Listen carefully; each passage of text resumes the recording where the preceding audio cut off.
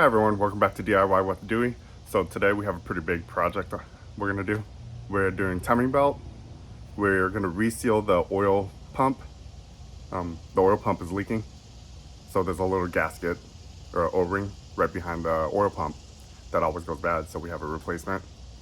We're going to do belts, pulleys, basically the 200,000 mile service. It's the timing belt service basically. And we're going to change out the oil. Let's see. It's hot out here. We're in Florida, and it's right in the middle of summer right now. But I just got all the stuff ready. Haven't touched the car yet. All I did was open the hood. So let me show you what we have so far. Okay, so this is what we have so far. I popped up the hood, and I haven't touched anything. We're gonna remove the negative cable, but we have simple instructions right here. We have a little table set up just so I don't have to pick it up off the floor much. We're using the OEM service manual right here. Here are the parts we have. So if you remember in my other video, we replaced the oil filter housing gasket. So we had to buy this kit in order for, we needed this one right here. So this goes behind the oil filter, or oil pump, not oil filter, oil pump. And now we have another seal. Looks like the crank seal. So we have two of those. I'm pretty sure I'm gonna have leftover parts. I just didn't want anything missing. So I've been spending a lot of time gathering all the parts.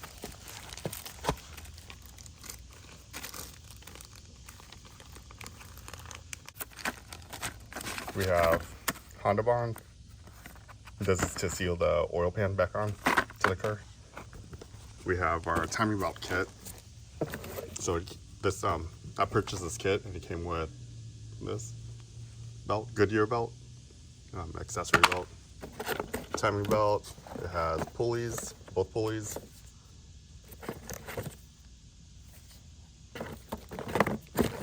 Comes with water pump. And here's the part number for this kit. It's a AISIN TKH-002. We have 5W20 oil. I picked this up. I'm not sure if I really need it, but seal puller, and that's to replace our seals over here. Gloves. We have our floor jack. I'm not even going to use that floor jack. I'm just using it to hold my little awning gazebo.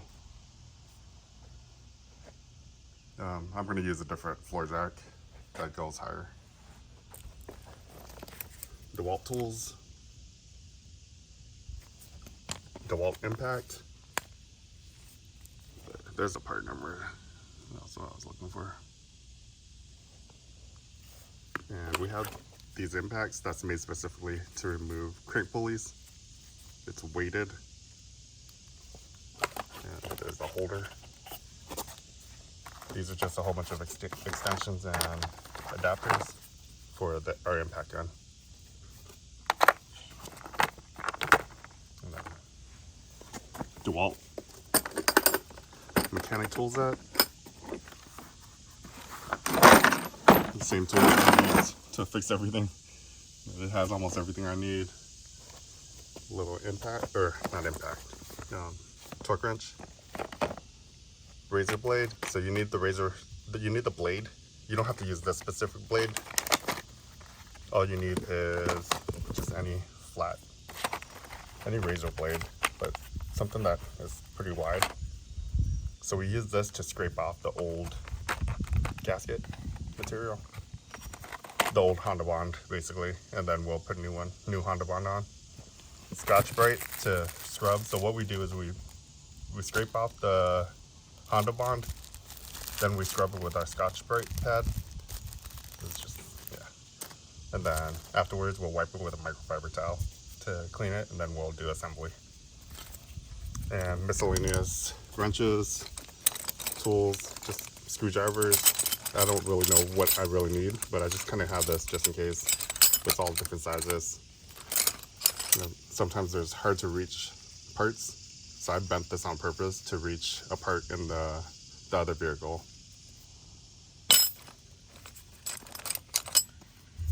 Yeah, but that's pretty much it. Let's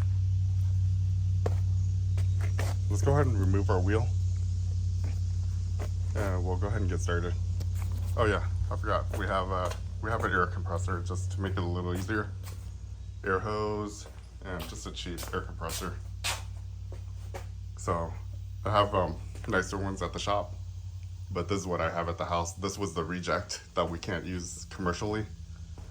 So I just take yeah, I use that at the house because it's not good enough for our shop.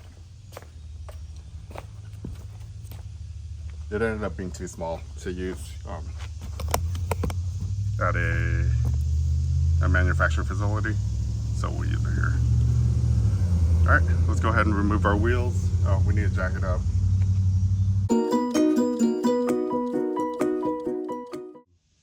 I found this little section at the beginning where it says lift and support points 1-8. So we want to see where all the jacking points are, right? If you wanted to lift just front corner, back corner. If you're using a vehicle lift, you can lift basically all four, 2 on each side. Using a floor jack, you can lift it up from there. So this one would lift the front, both fronts tires will come off. This one, both back tires come up. And give you guys a closer view. So I'm gonna basically raise it up right there, and we don't need to lift up the back. So I'm gonna lift up the front by, it's basically just a tow hook. If you look close, it's the little tow hook that you use to pull the vehicle, pull it onto a truck. Right there. Alright, the back wheels are chocked. It says put e-brake. So parking brake. Alright, so the parking brake is on already. So this is how you put the parking brake. Like that. So that's the parking brake. So if you're lifting up the front of the vehicle, it says put the parking brake on. If you're lifting the back of the vehicle, you put it in park on your shift lever. So we're gonna do both park and parking brake.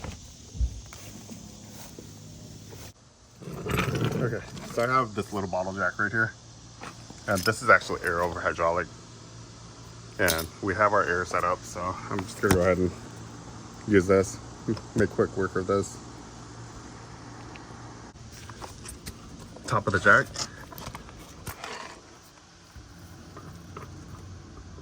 So it lines up. Do you see how there's a little notch right there? Line it up to the hook.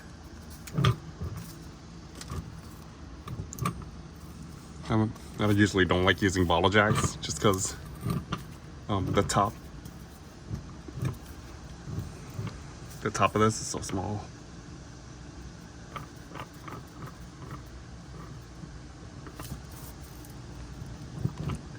Alright, and we just have to be really careful so it doesn't shift.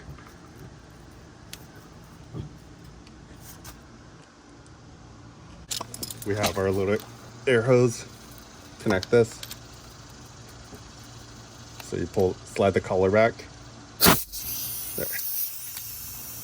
Go ahead and pump it up.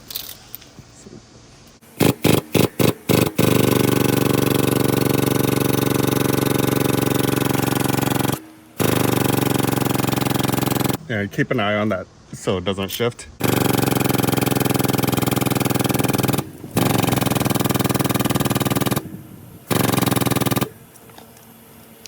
We need it until our left wheel lifts off the ground.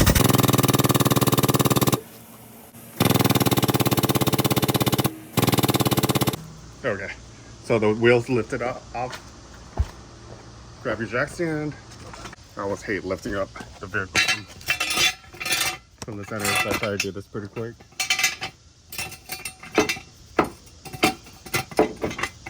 There we go. And I face this on the outside so I can drop it down later. So you pull it and it drops down. The other side.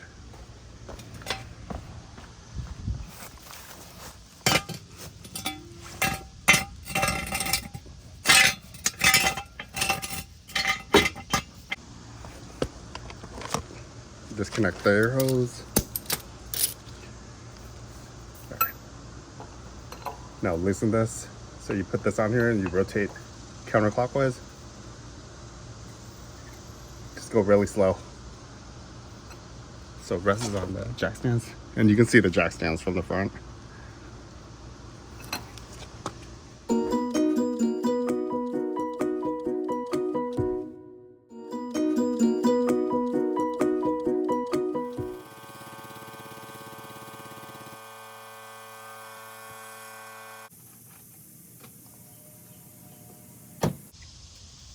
Alright, so I can't lower that center jack, that bottle jack yet, because this wheel ends up touching the ground. But my wheels are much larger. We have 22-inch wheels on here. Alright, 21 millimeter. We're just going to use our regular socket. Not the best for impact, but it should work.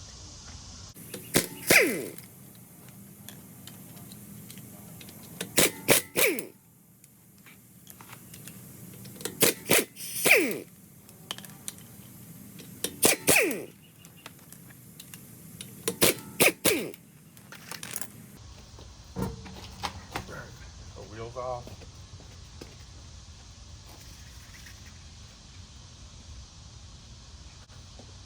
Normally I slide my rim underneath just in case the car falls.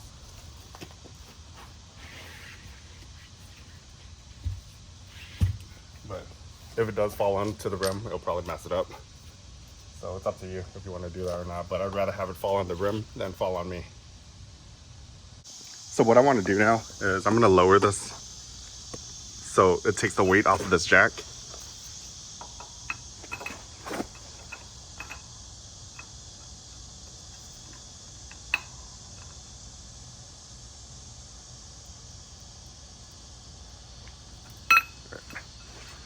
We're just going to ease it down slowly.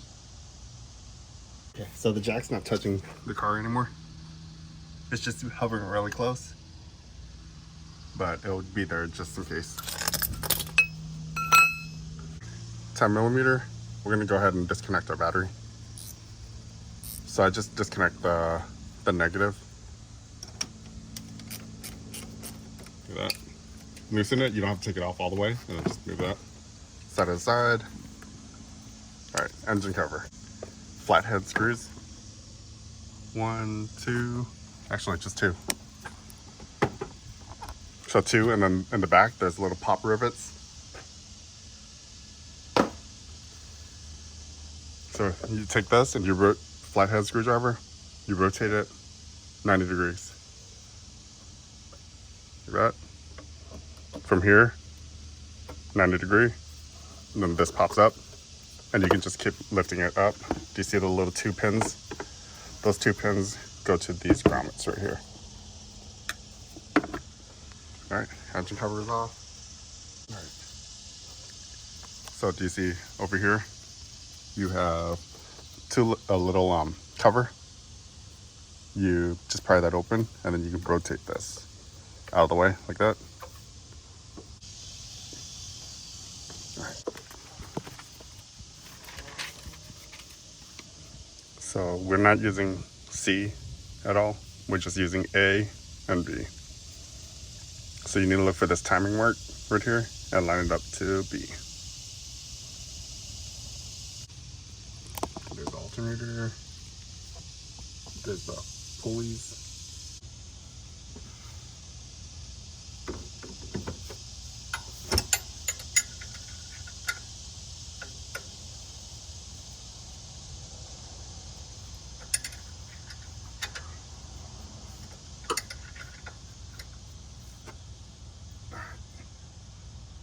So you put it onto the upper pulley,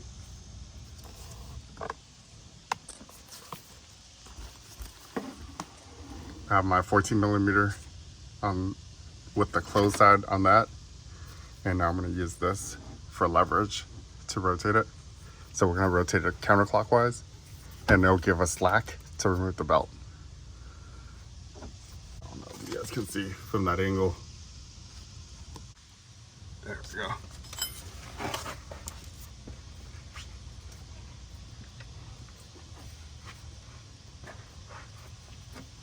So I'm going to connect this,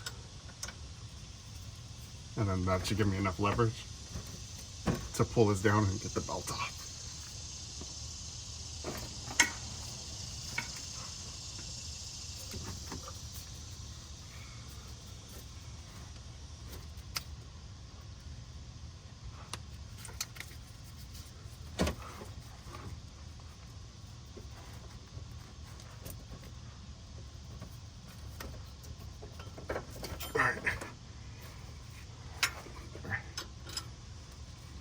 You see how I connected this? Connect it like that, and it gives you enough leverage. Now this belt is coming off.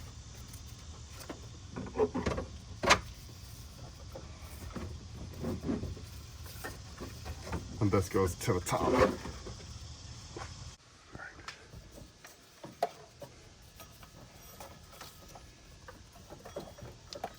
There we go. And we're actually replacing this one.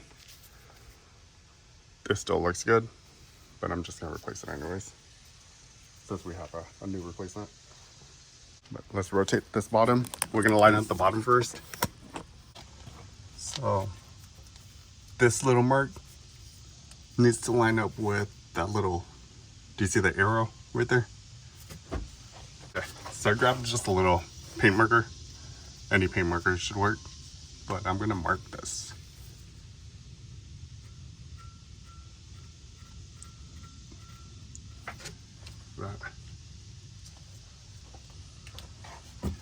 So then it's easier to reassemble later as well.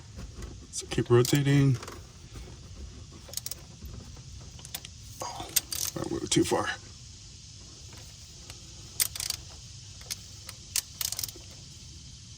Right there. So it's a little tricky to see from that angle, but it's pretty close. Make sure the one is showing.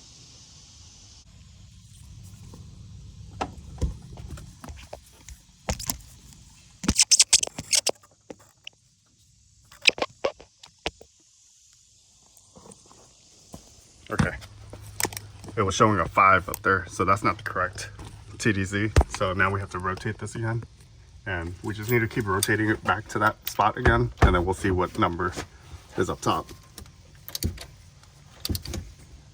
Oh, so heavy.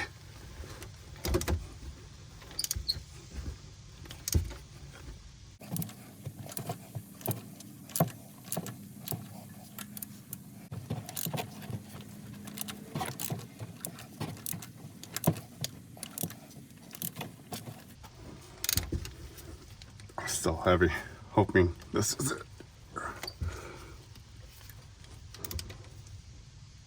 Okay, right there. Let's go see. Please be number 1. I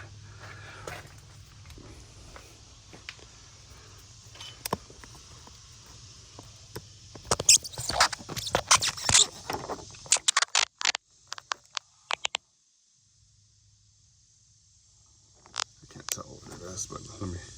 Okay, good news. That's a number 1 that's showing.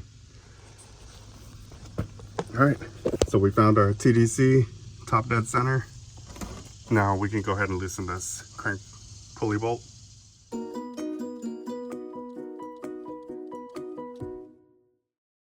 My buddy Jackson let me borrow his Milwaukee M18, and he said give it a shot. So we'll see. We'll see how it compares to all the other impacts we had. But he said he was able to get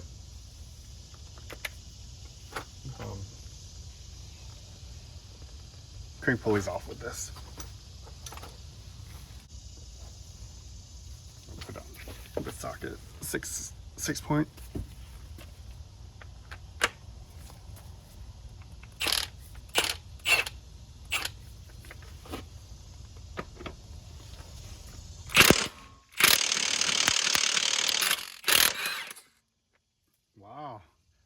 It did it. Milwaukee. M18. Oh, that was so much easier than earlier. But yeah, we got the bolt out.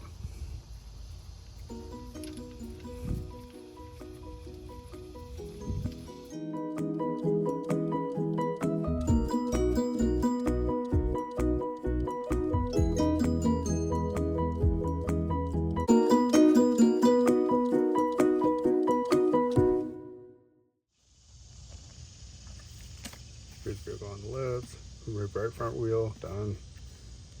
Remove splash shield and engine undercover. So that's what we need to remove. I haven't done that yet. So right now this bolt is hand loose, so I can take it off by hand now.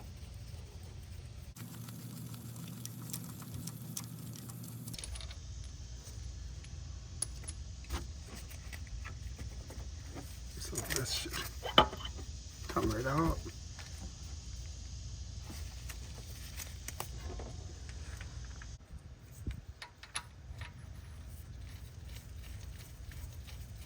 Put the bolt back in for now. I'm gonna leave the pulley off.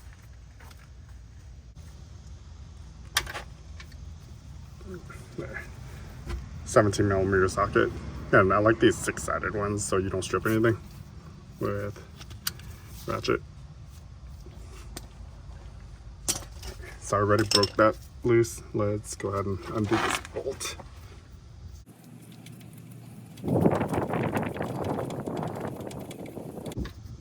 And I have a towel right here to catch whatever comes down.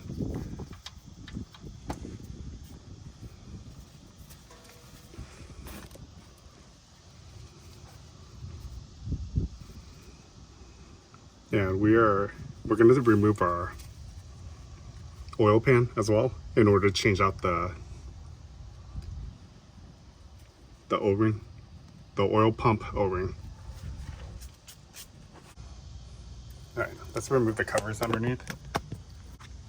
Push pins and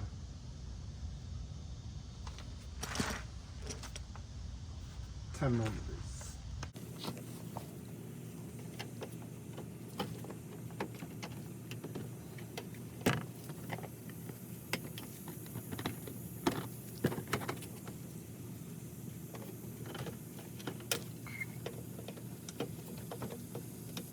These pins always break. That's okay. We have a whole bag of new pins.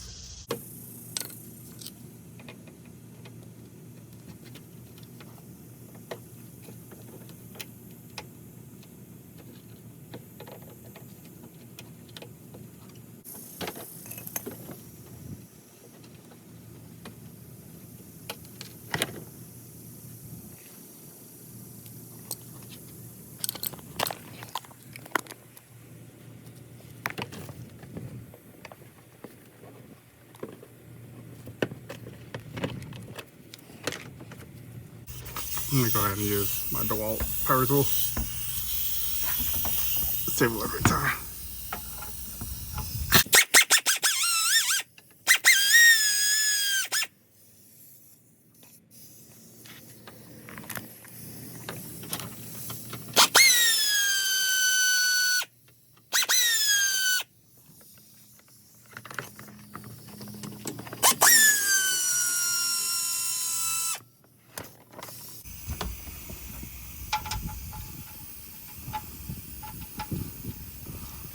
I'm gonna put it back so I know where it came from.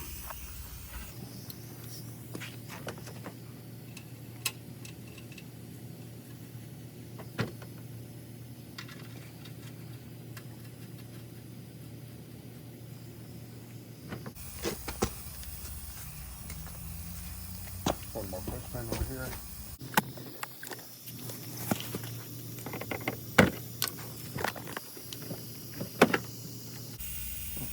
Turn off. All right, there we go.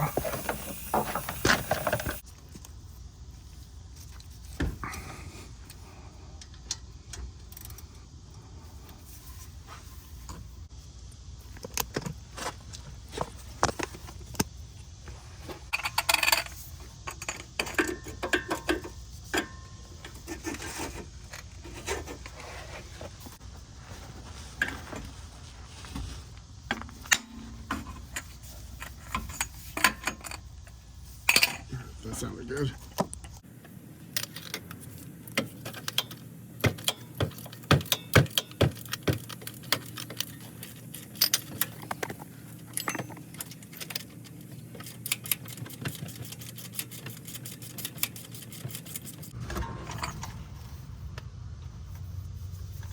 And we also need to remove this bolt right here. Looks like a 12.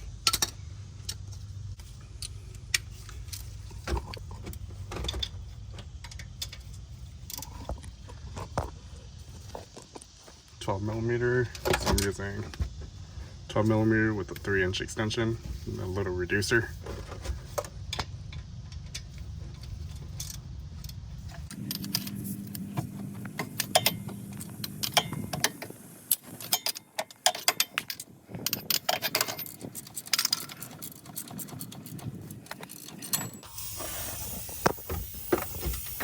Since I have it already set up.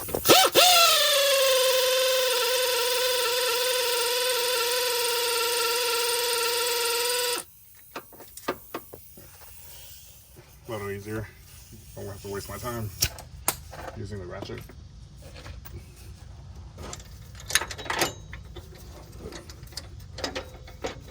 Alright, so this whole pulley unit comes out. There, that's what it looks like.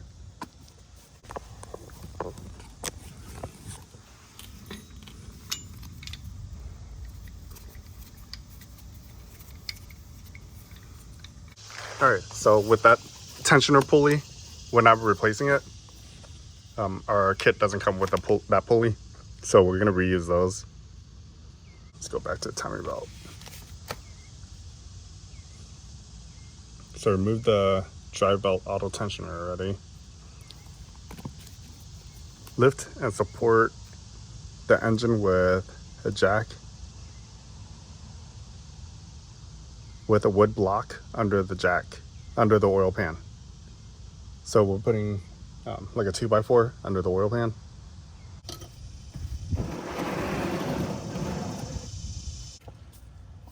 So I'm gonna go ahead and drain the fluid, the coolant. All right. So up here, do you see this little weird plastic drain plug? This one. That is to drain, and then it's gonna squeeze through this hole right here. Okay, we're gonna drain the coolant, so we're gonna go ahead and remove the radiator cap, go down to the bottom. So this is the front of the vehicle, and you just have to turn it or loosen it. Coolant will drip through here.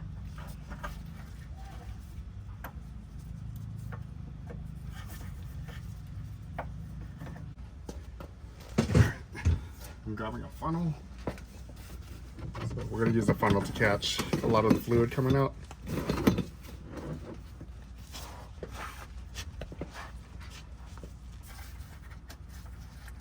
Oh, there it is.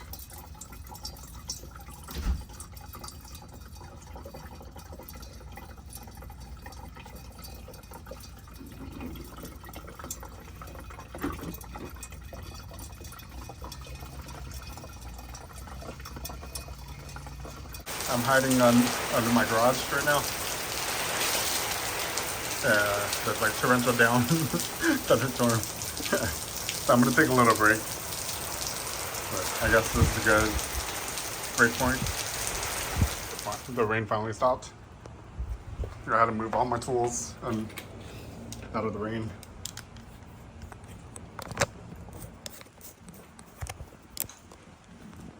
Let's hope it doesn't rain again.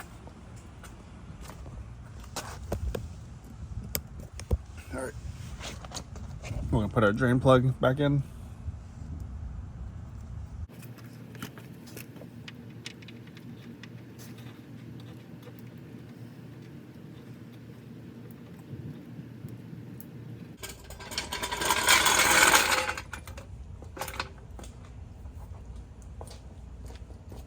Got a piece of wood.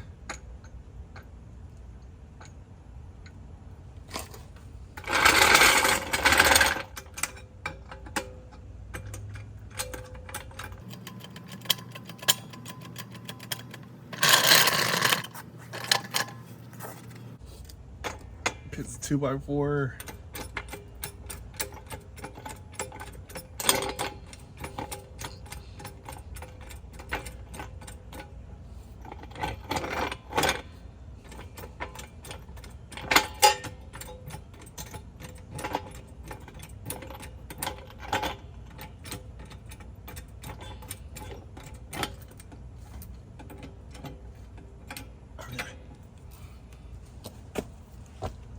So supporting the oil pan underneath.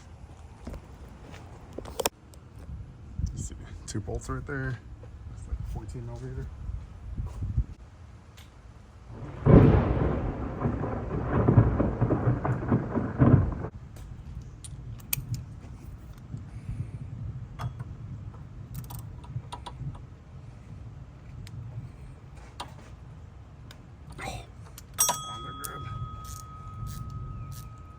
I'm gonna go ahead and use the impact.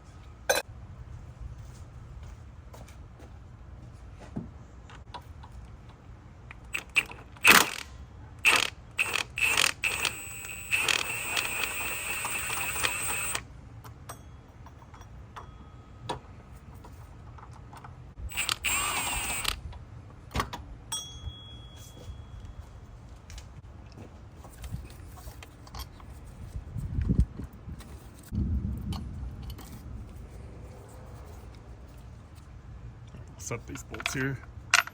Don't let me forget. Okay, upper motor mount. Now we'll do the covers. We have to do these covers.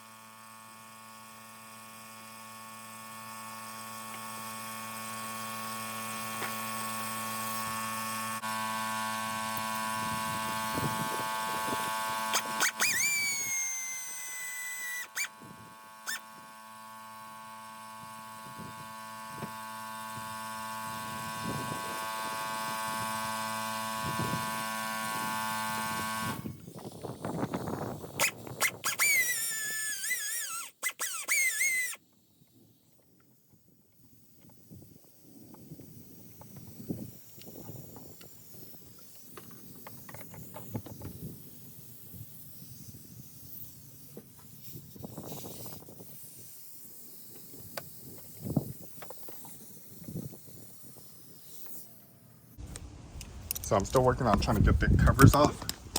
There's a lot of screws. And this is saving a lot of time, but sometimes this won't fit. So these are the simple ones that will fit.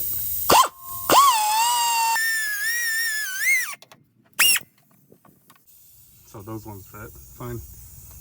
But there's a couple spots that doesn't fit very well.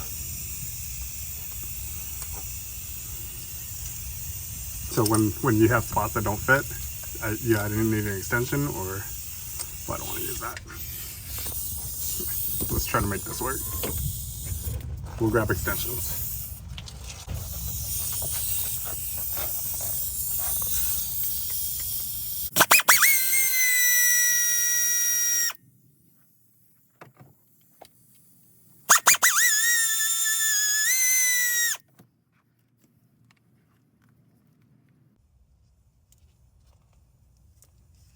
All these screws look the same.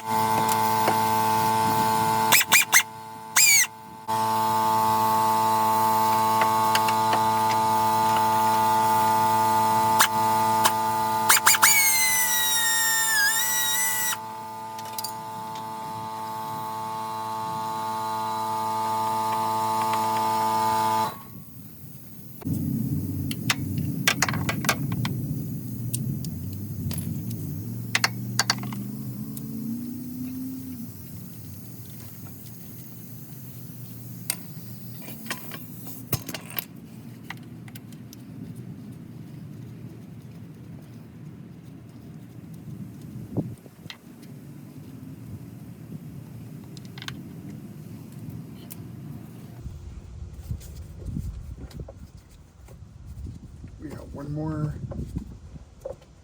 Where's that at? Alright, so we got the bottom cover out. Working on that upper cover right there. So I'm just using this 10mm with a reducer and 3/8 ratchet. That seems like it's correct. It's the correct length.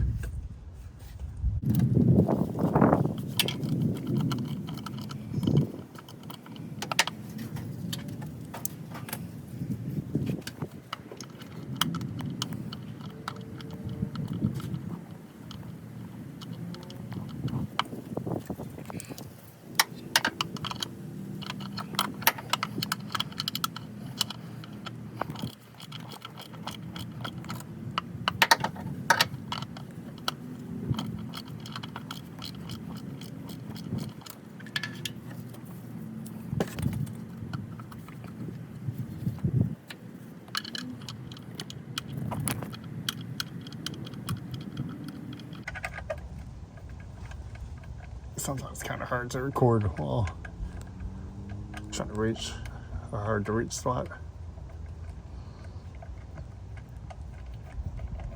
There we go, got it.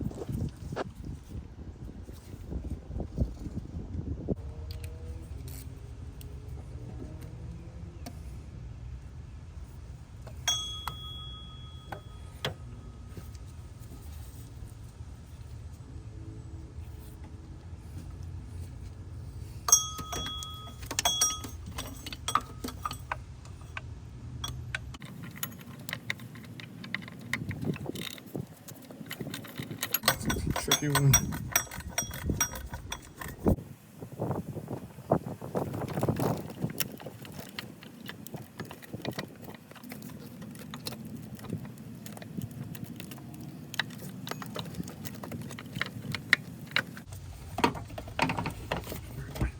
Got the cover out.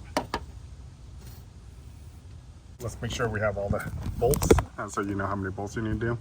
So each of these covers has 5. So 5 for that one,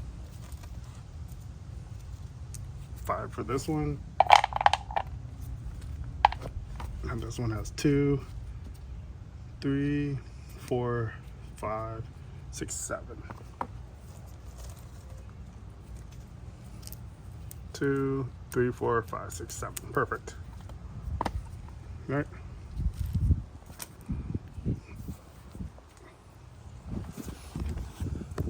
So this is how far we've gotten. Okay, so this is what I'm gonna do.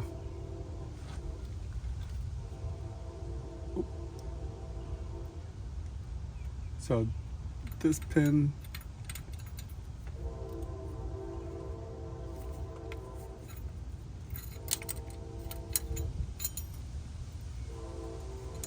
okay, so that's blue right there. So do you see how it's here?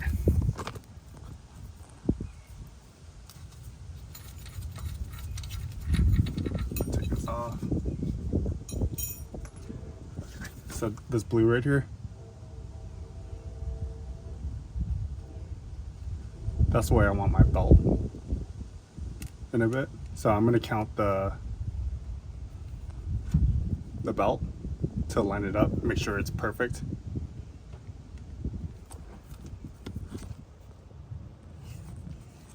So that blue goes up there.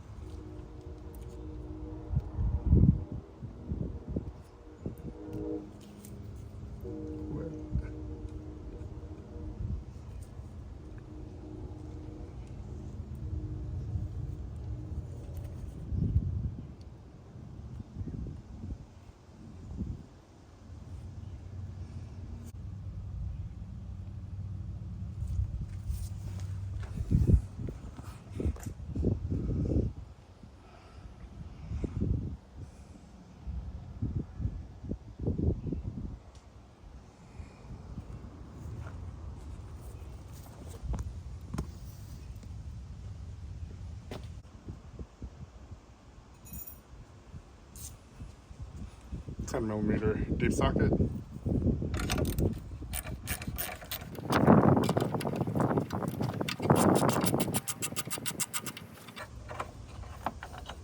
So with this, you need to take the nut off completely.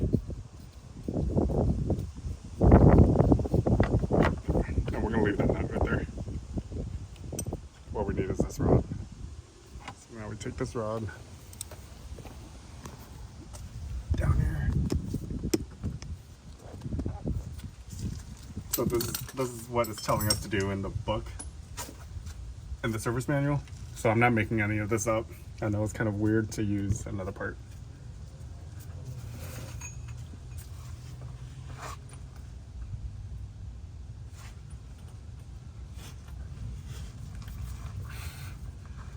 All right, hopefully you guys can see.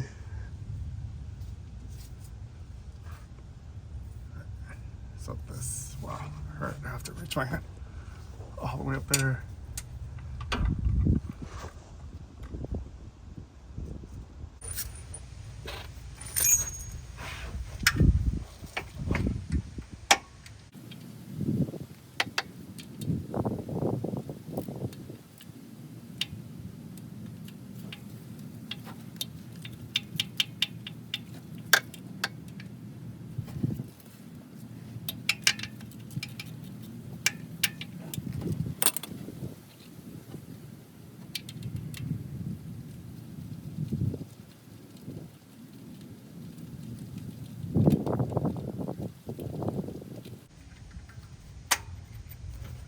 Got one of them out.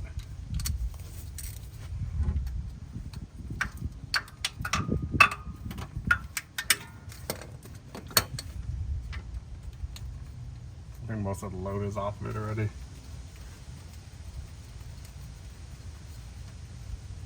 Yeah, so if you're gonna replace the tensioner anyways, just unbolt, undo these 2 bolts holding the tensioner. There we go. I'm gonna put the bolts in there so I don't lose them.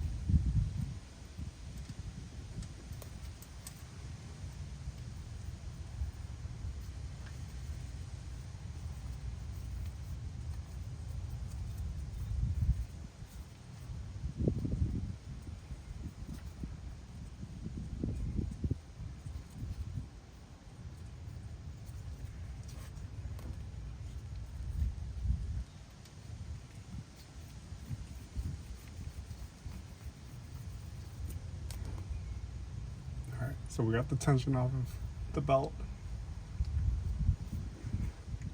Let's remove the motor mount.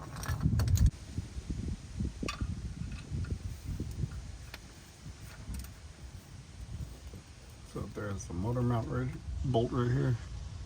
Hope you guys can see it. I know it's a little tricky, but it's a pretty tight spot in here.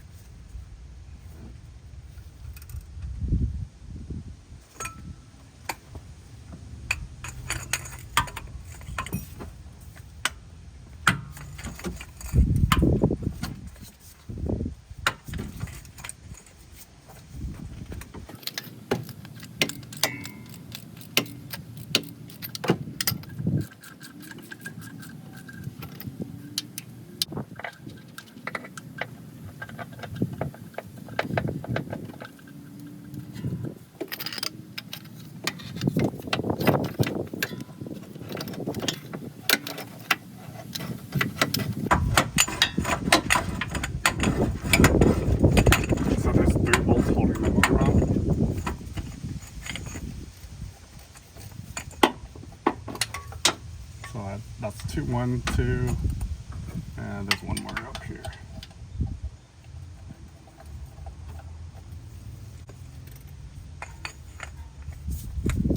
So I know you guys can't really see anything, and I can't either. This is my view from it right now. And what I'm just doing is I'm looking up there, or feeling up there, and just trying to feel around for the bolts.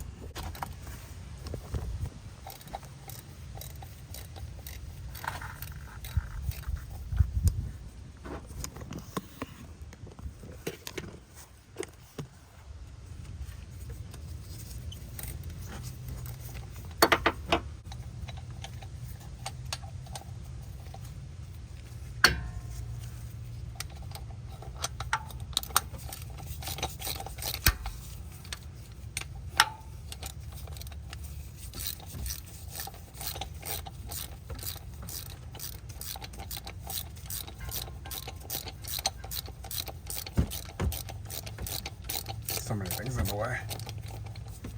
Just to reach the oil pump seal.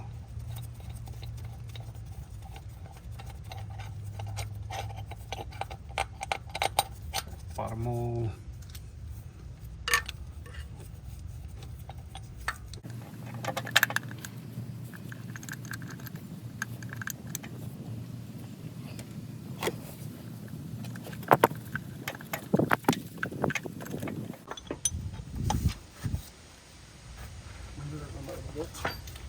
Another bolt holding it.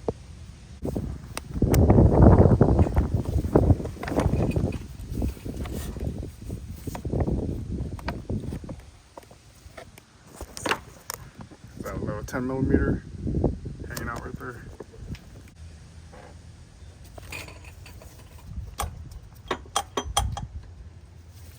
Yeah, there's a little.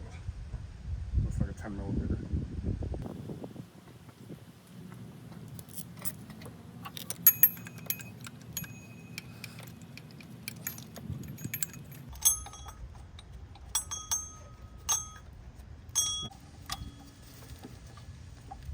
All right, we got the motor mount out. So there was a 10mm bolt holding that right there, this right here. It didn't say anything in the service manual about it. All right. So yeah, there was nothing about it up here, unless I missed it.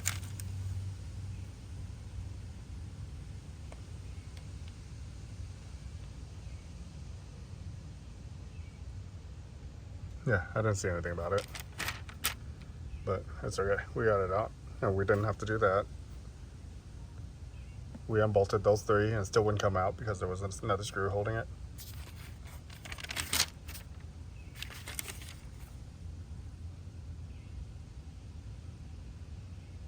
All right, well, that's pretty much it.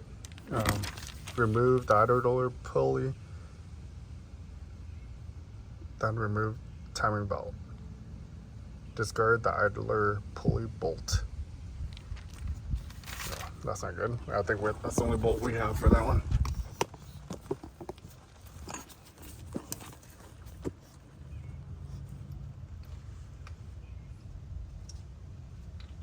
Okay, so in order to get, so we can go ahead and take the idler pulley, that one. Let's undo that bolt.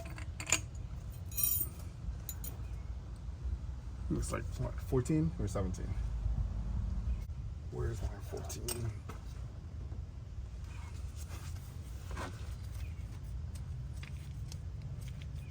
Okay, so it is a 14. I'm adding a 3-inch extension to it, so I can put my little bar on here.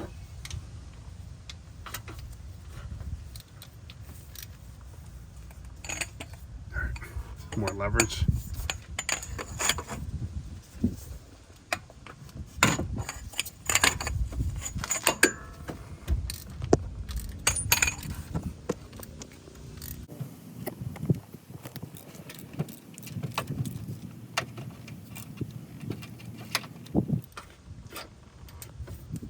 I hate it when I do this.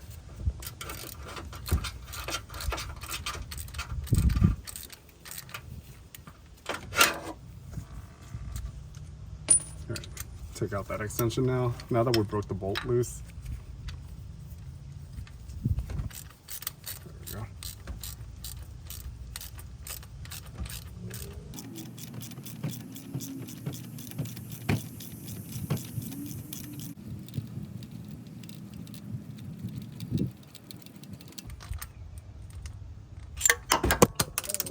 Ooh, that was almost bad.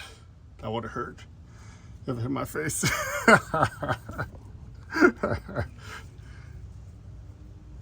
I ducked. I rolled out of the way and ducked. So here it is. And that's how it sits in there.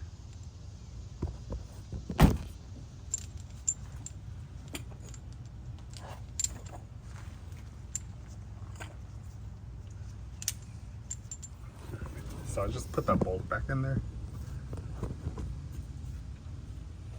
We need to move this pulley as well.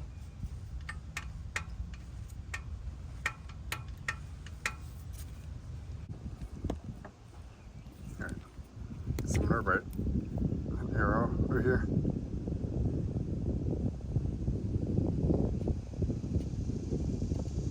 Okay, so we want this side facing front. So I'm gonna write an F.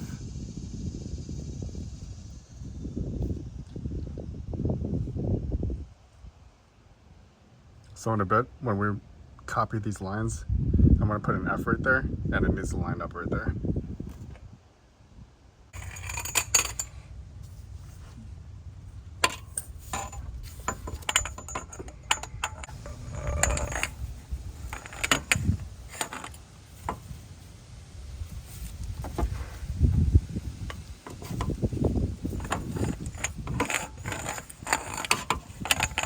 I don't want to break this.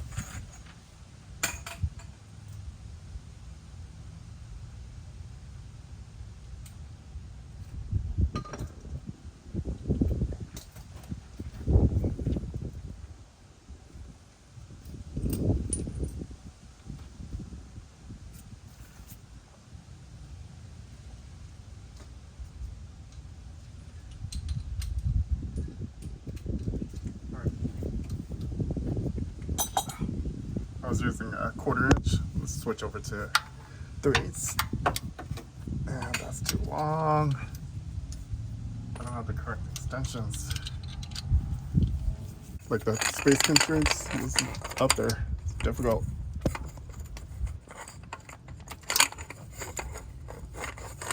This is why they charge so much at the dealership.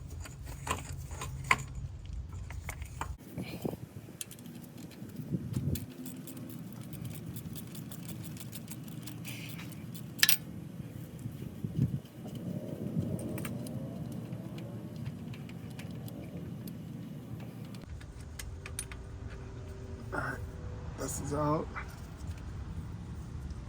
We're gonna keep it together.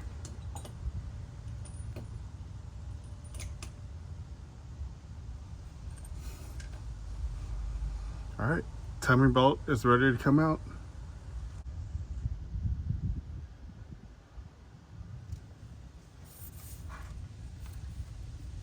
There we go.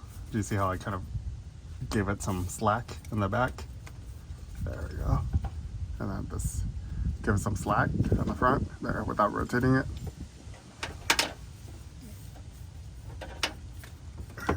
So here's our belt. So F for the front of the car. This is the bottom crank. And this should be the rear right there. So we'll grab our timing belt and we're gonna draw out the same exact thing.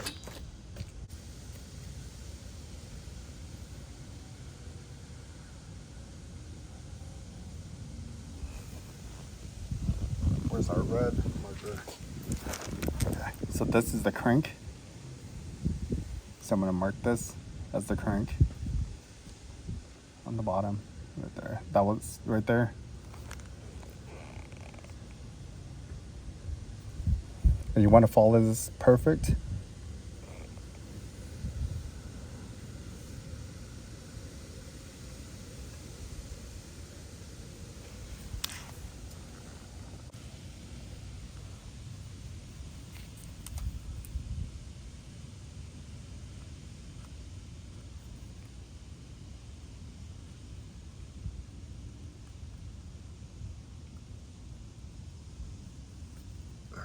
And this is the front.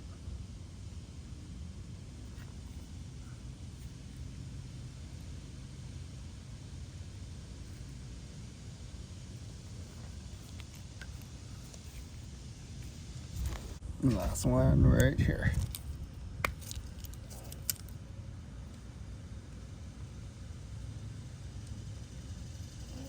Hold the check on you. You good? Yeah, I'm still alive. Thanks.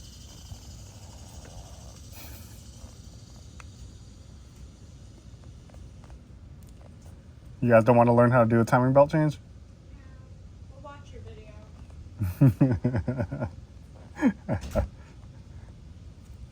Okay, so we have replicated our belt. This is the new one. This is the old one. And I'm gonna write old on there. It actually doesn't look that bad.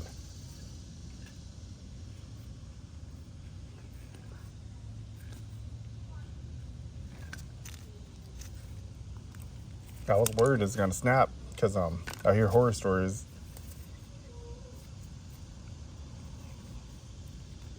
about if oil gets on it, but yeah, it looks pretty good. We had it done at 114,000 miles. Now we're at 213,000 miles. But yeah, this tire belt still looks good.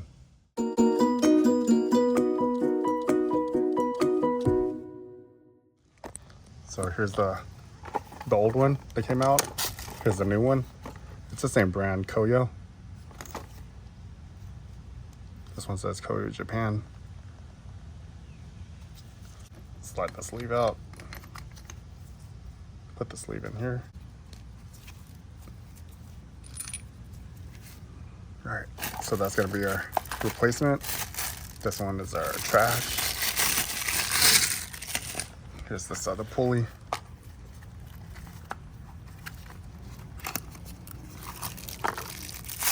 This one's the same color, weird. All right. So that'll work. Trash.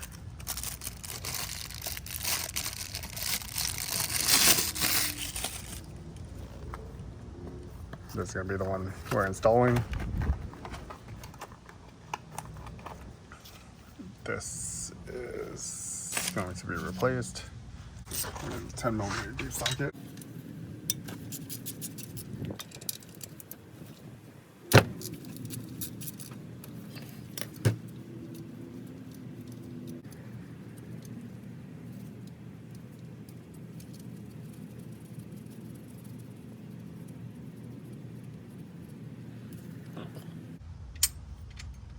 This retainer goes off.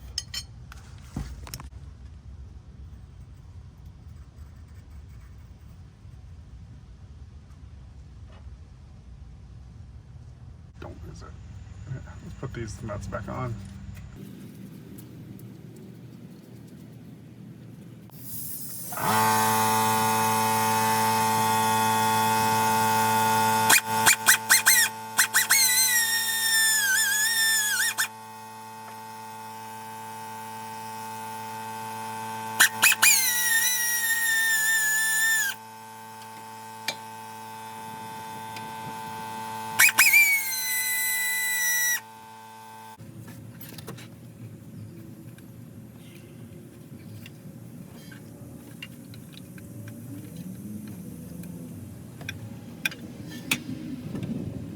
Water pump is off. What we're gonna do is we're gonna reinstall the pump because we need the spacer in order to put our engine motor mount back in.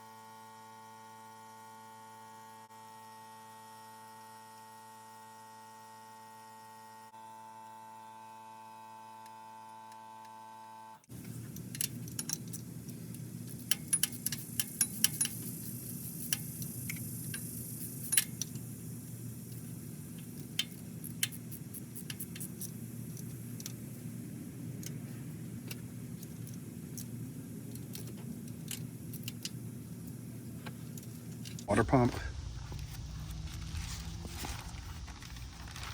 So cooling system, water pump. 9 foot-pounds. It's 15, 10, 9. All right, so we have to bleed air from the cooling system too. But let's go ahead and torque those 5 screws to 9 foot-pounds. Not much at all.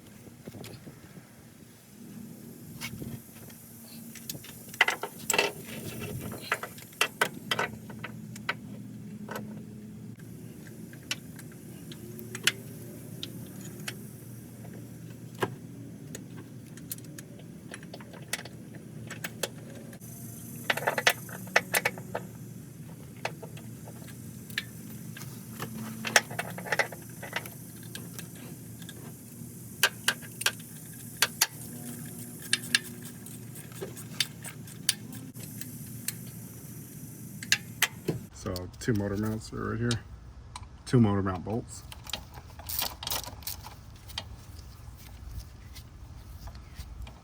I'll show you guys after it's mounted.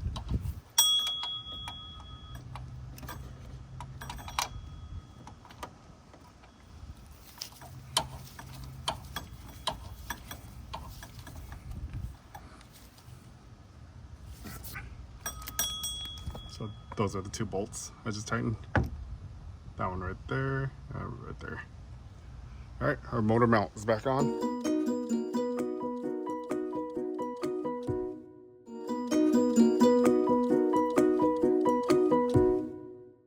So what we're gonna do is remove this J-pipe, this header J-pipe. So I removed the 3 bolts up front already.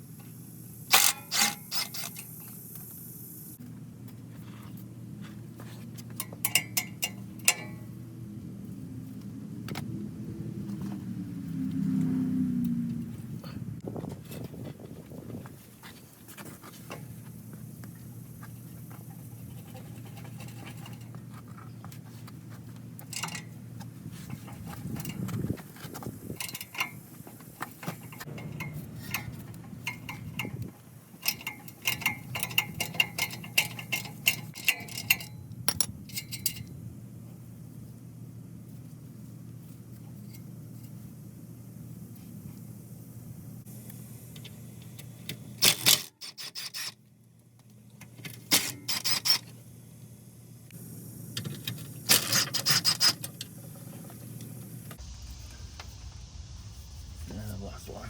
I'm gonna hold this plate while I loosen this.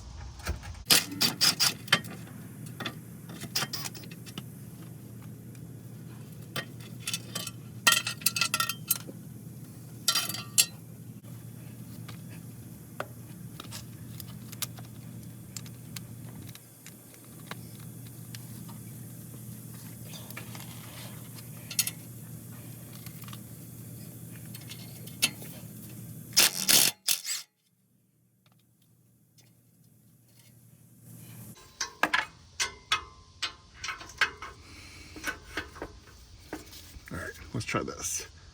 Please work.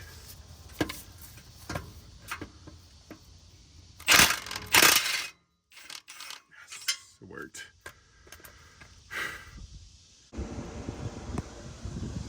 All right, so with the exhaust hanger, there's no bracket that you can undo, so you just have to squeeze this through. Basically slide the rubber off of the hanger.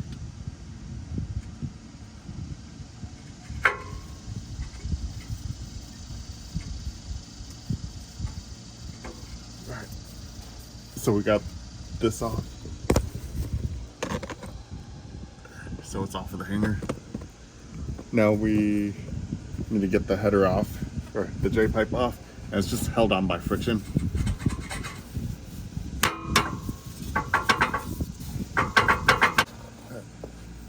Just gonna grab a little mallet and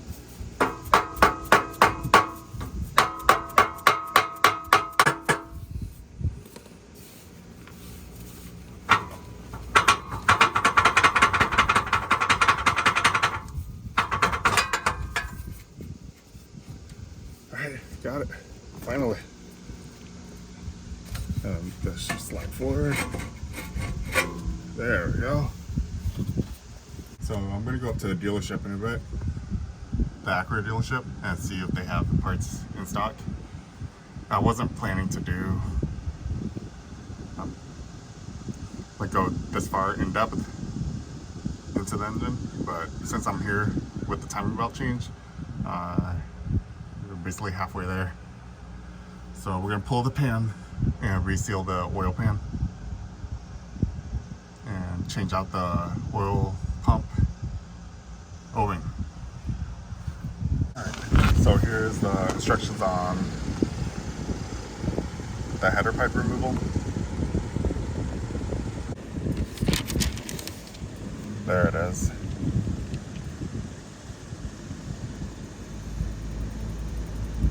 So we have torque specs, there we go. That's what I was looking for.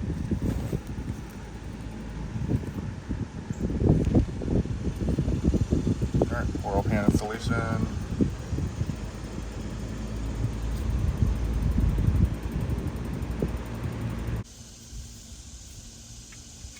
Yeah, 12 millimeter.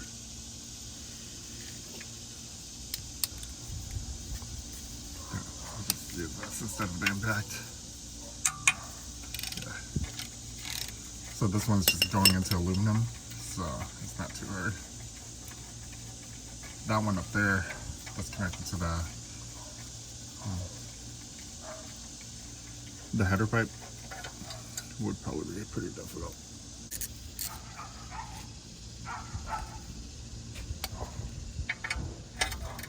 Alright. This is gonna come out easy.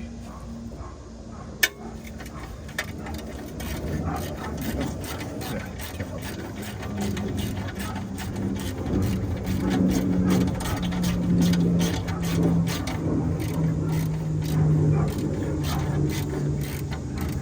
Just gonna leave it up there. We don't need to take it all the way off.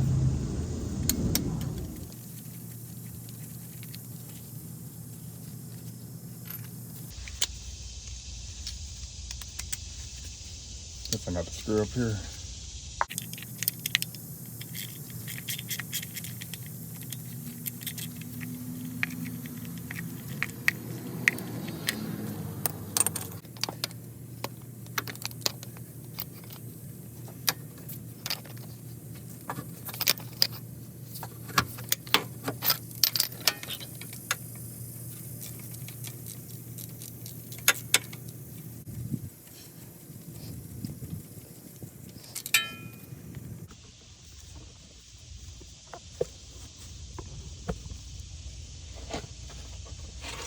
We only have 4 more screws, and I'm just gonna do this by hand.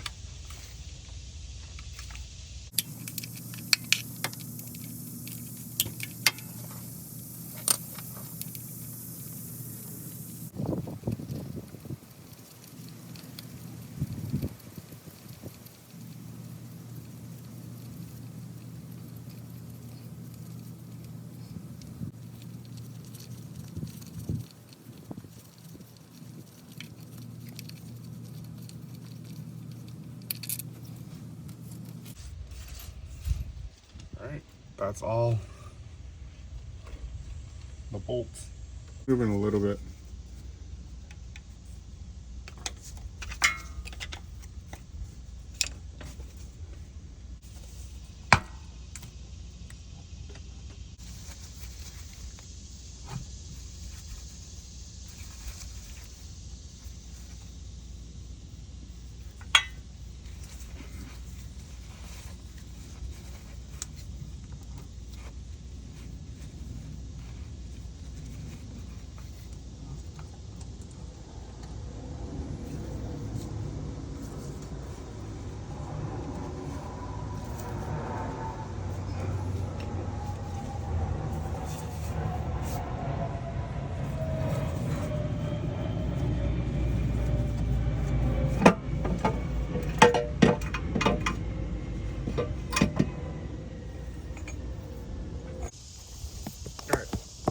So what I'm doing is, this is the oil pan, and actually our oil pan's pretty clean.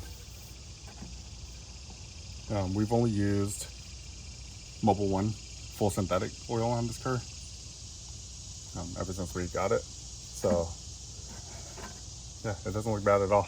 I don't see any like gunk or anything. We're just gonna wipe it clean. All right, I'm gonna grab a clean towel. I don't want to contaminate this with anything. So we're pouring it into this oil container, and then we will go recycle the oil. Trying to get as much out as possible, and then I'll wipe it.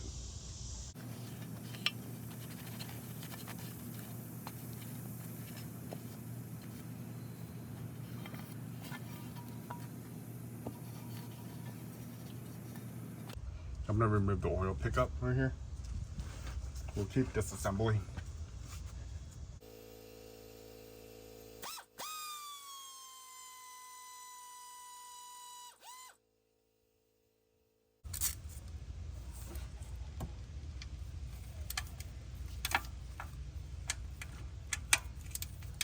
Alright, so this is not on there tight at all.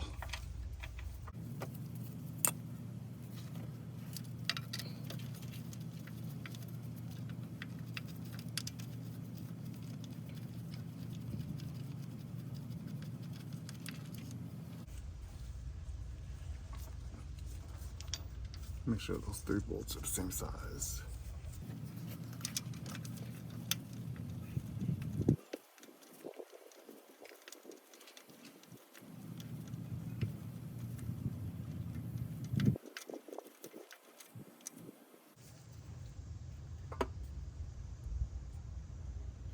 There's a little O-ring right there.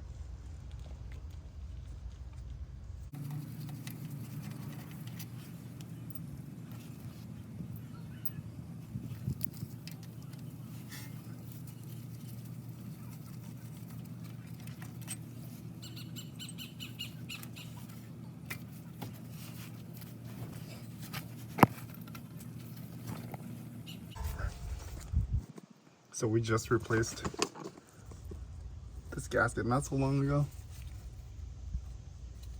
but I have a new one. So I'm just gonna pull this off. I have a new replacement, so this is trash.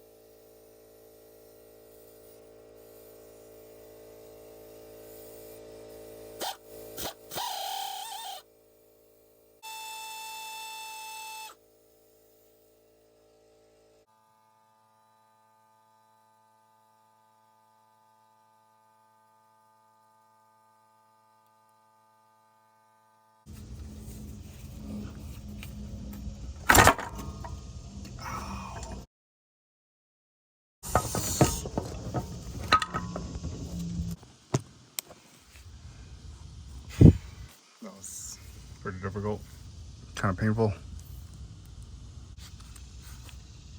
So I'm gonna lay this on my towel and let it drain.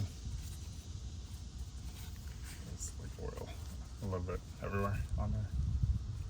So this is the oil pump. Oil pump over.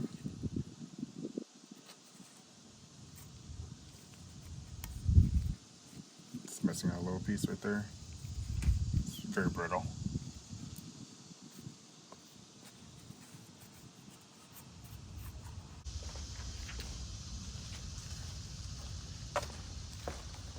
Alright, so I have a razor blade, Scotch pad.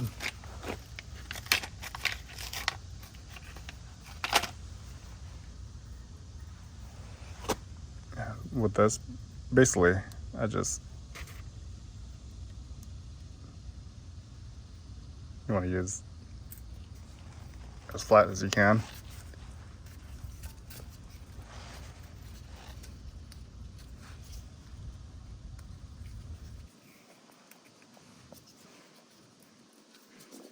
Clean up all this old glue.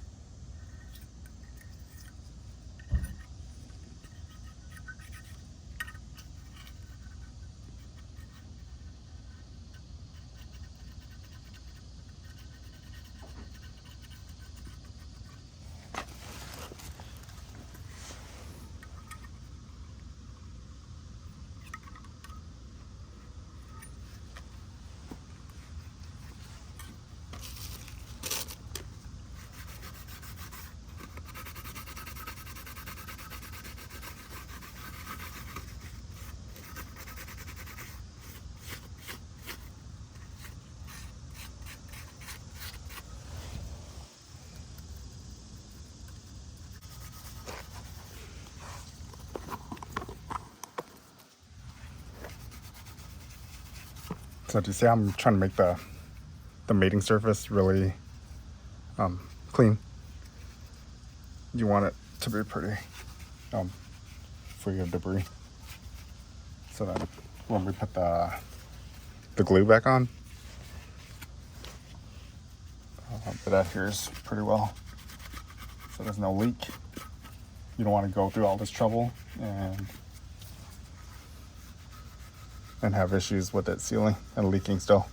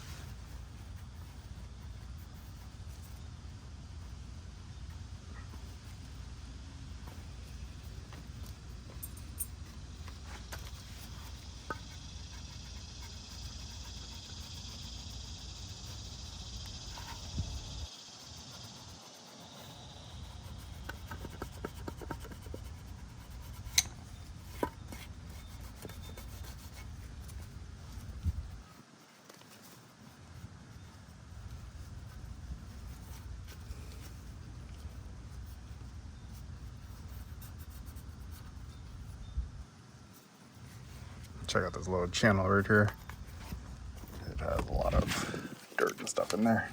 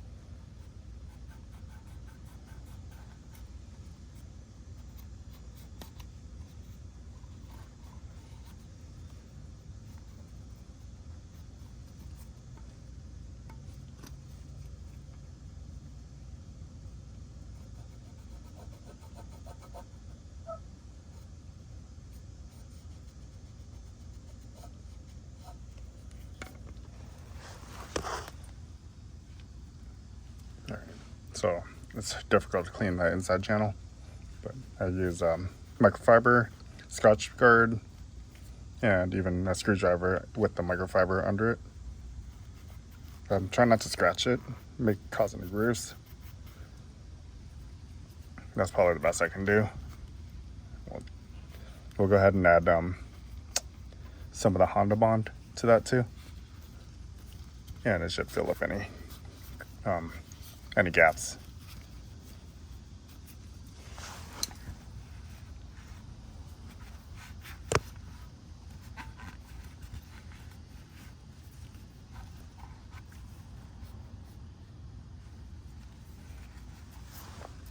Don't forget to clean the bottom face of this.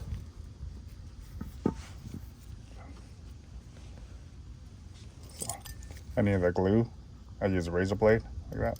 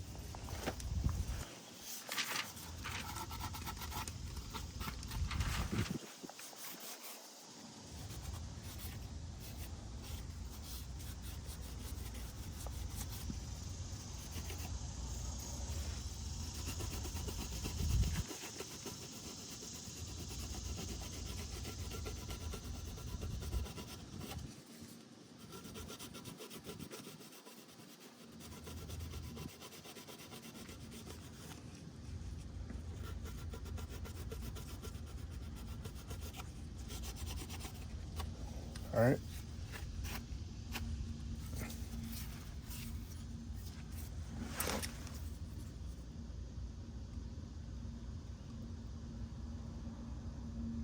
So we need to get rid of this little gasket right here, this O-ring.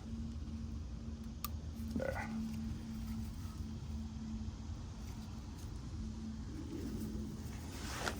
We have a new O-ring for it.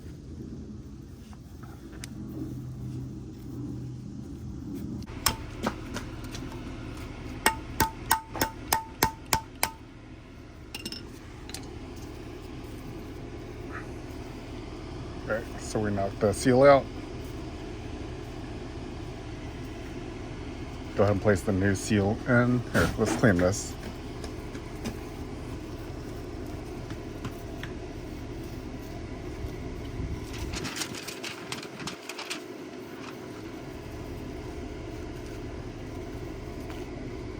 So I'm gonna grab the OEM seal.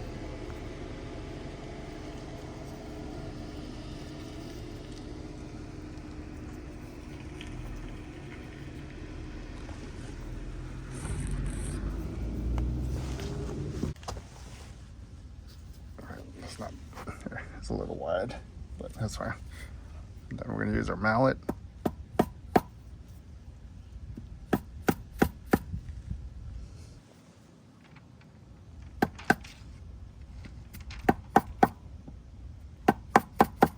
So we're just going around this and make sure it seals.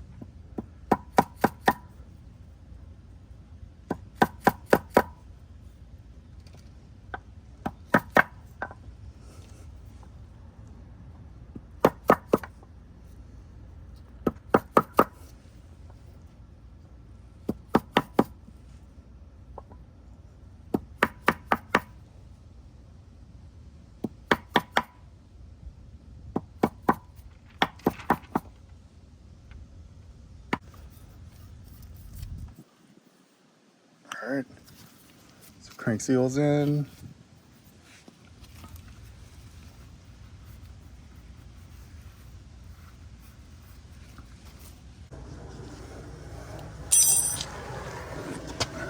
So I'm just gonna wipe first to see how much I need to clean.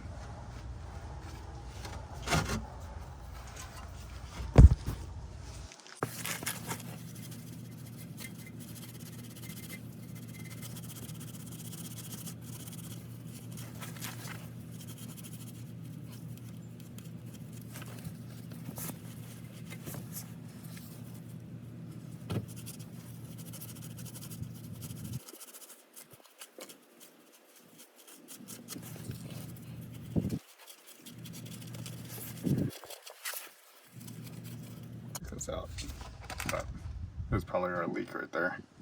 It's like plastic.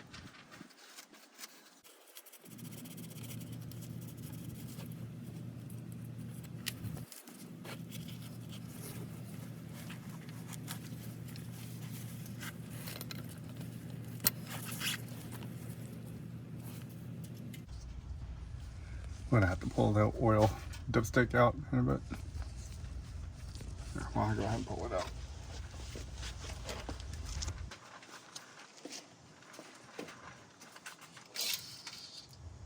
Here, so this gasket came in our Velcro kit.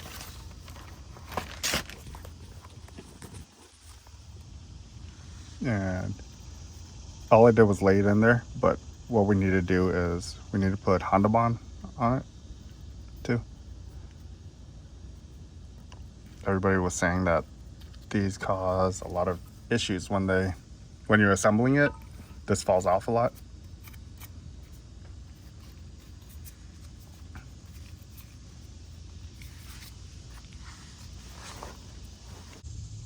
All right, so we'll put a little bit of Honda Bond right here, here, and here. And this is just to keep the O-ring from shifting.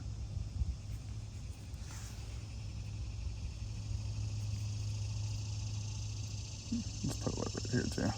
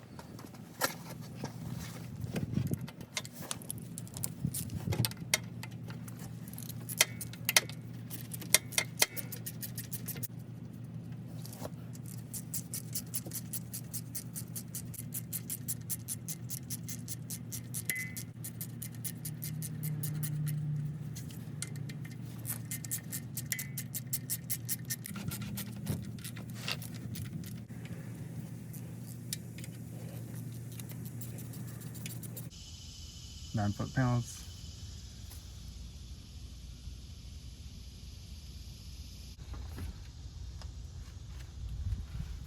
I'm gonna go ahead and plug this back in. Starting to reassemble everything.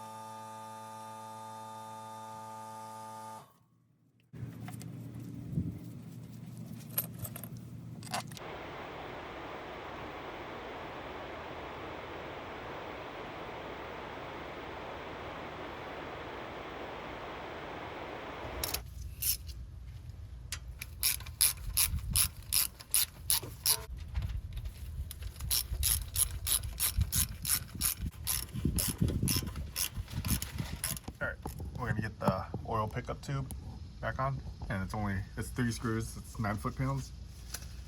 Alright. And lubricate the oil around. There we go.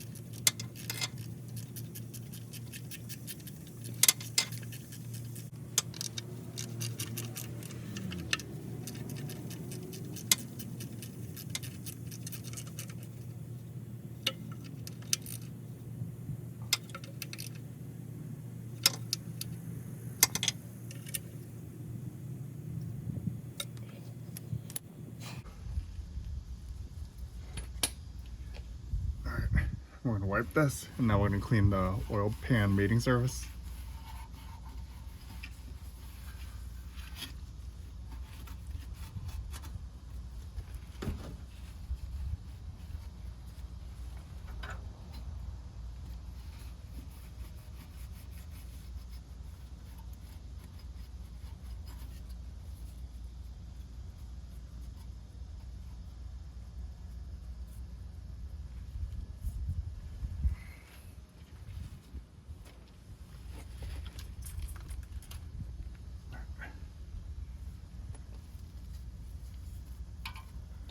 Razor blade, and just cut off the old sealant.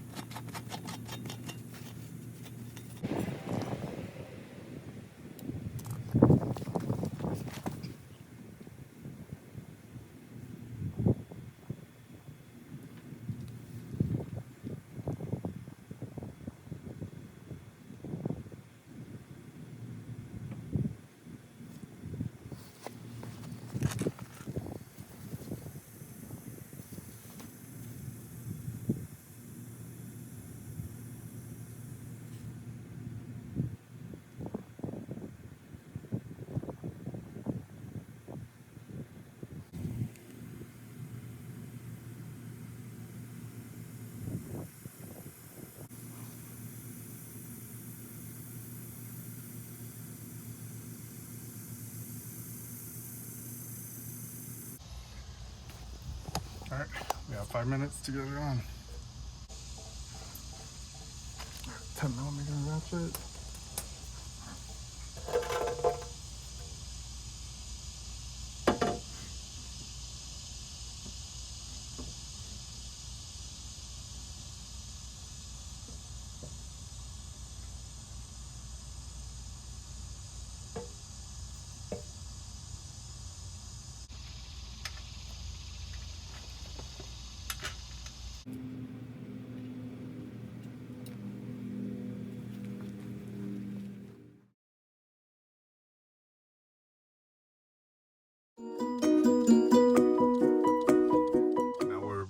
assembly of the timing belt. I need to jack up the vehicle and remove the motor mount, and so we can put the timing belt back on. Let's go ahead and do that.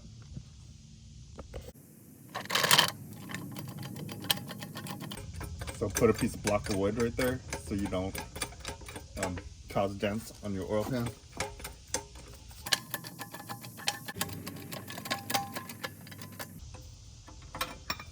So you just want a little bit of extra support so that doesn't fall onto the ground. Alright, let's go ahead and undo the bolts. Alright, a couple of different extensions.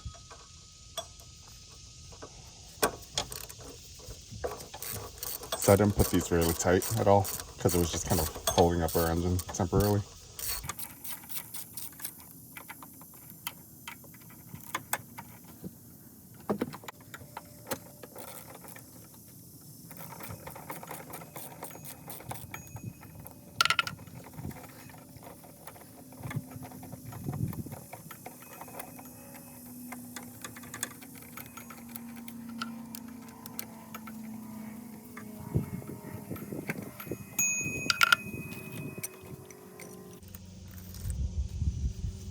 Motor mount bolts are out. Let's go underneath and get the motor mount off.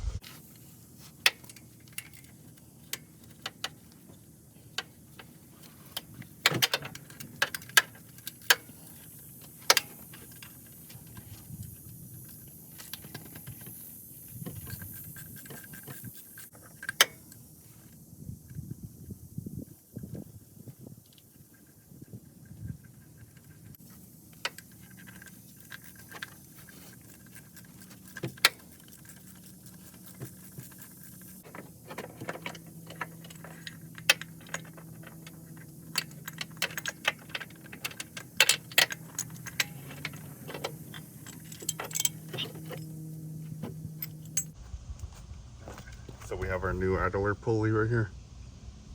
Go ahead and install this. So 33 foot-pounds. I'm gonna do it backwards. I'll do that after, but let's do this one.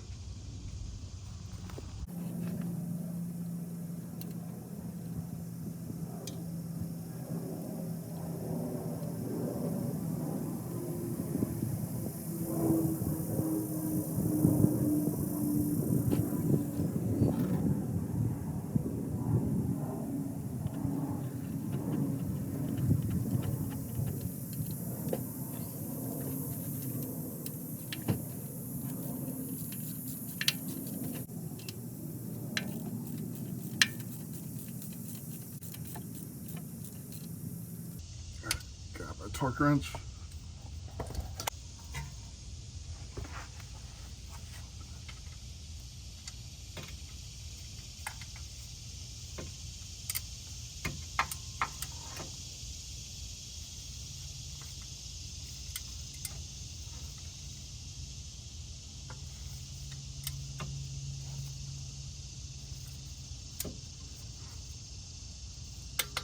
All right, 33.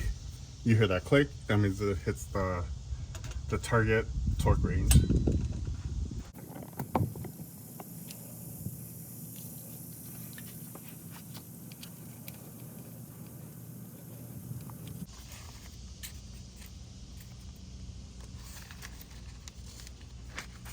Once we install that, then we'll go back to this page.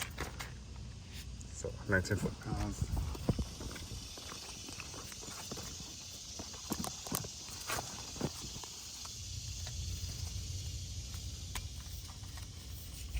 Turn this down. It was at 33. So that's 20, that's 19 right there.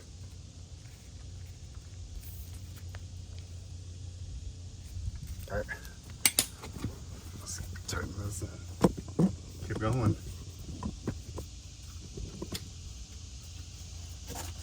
We're on day 3 of this timing belt oil leak repair. This is a lot of work.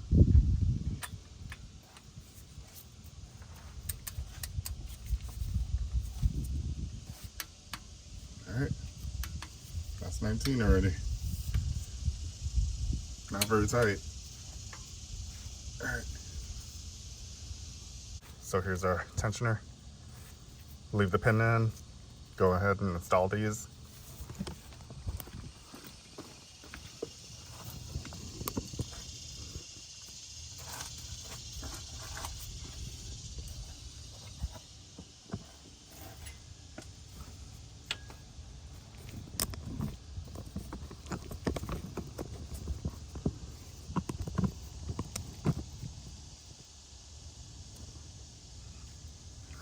So I left the 2 screws in here, so I know exactly which screws they are.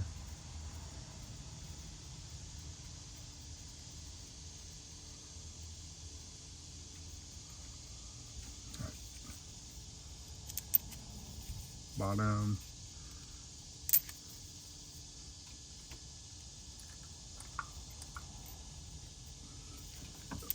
Might be easier to put the screws in after.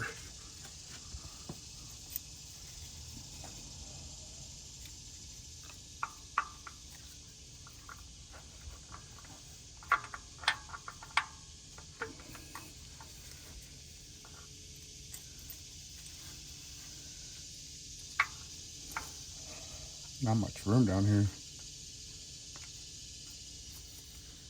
I can hold it from the back side. There we go.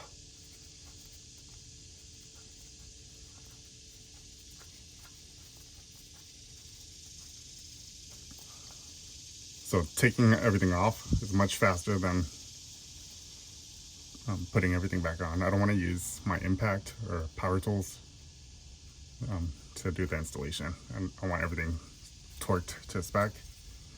We need this car to last us 300,000 miles.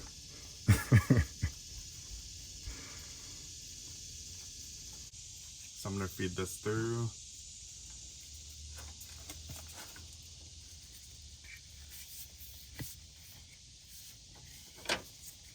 We want this bottom mark line up with the crank. Right there.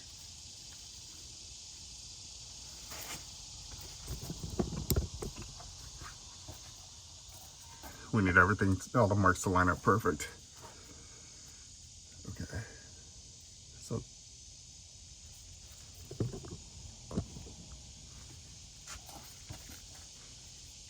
this goes around this side. So we're not going to worry about that yet. We need to do that crank or that cam gear up here. That's the front. So let's go up.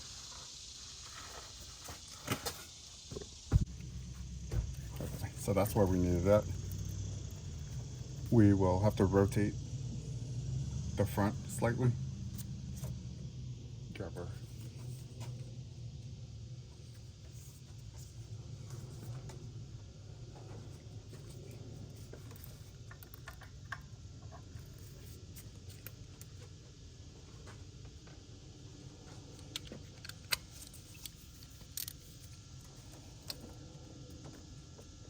So I'm just rotating it very slightly just so we can get the groove in, because the old belt was stretched slightly.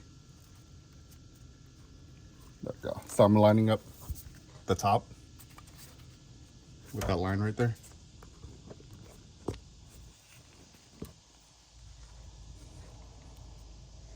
And we need to rotate this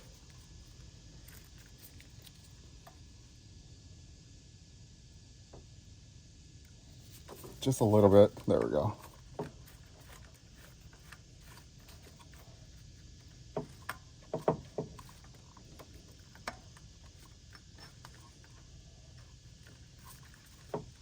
There.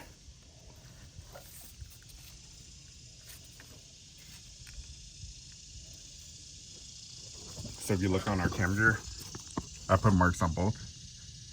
There. Do you see right there? It has to line up to that gear perfect.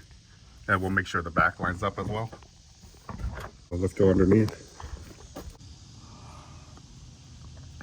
All right, so this needs to go under the water pump.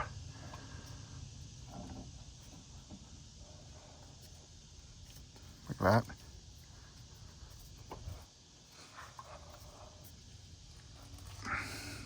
slid off a little bit. And this side needs to go on the other cam gear. Let me double check.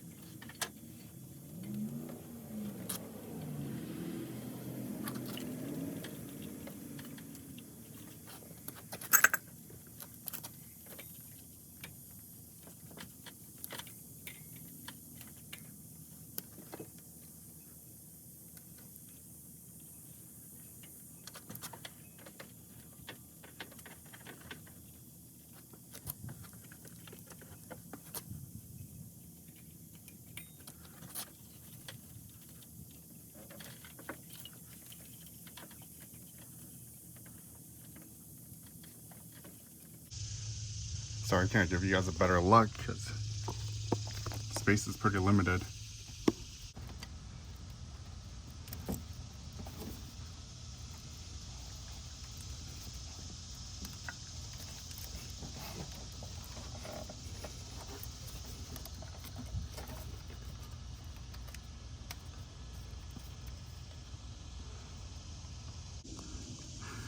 All right, so we have that mark on the bottom lined up.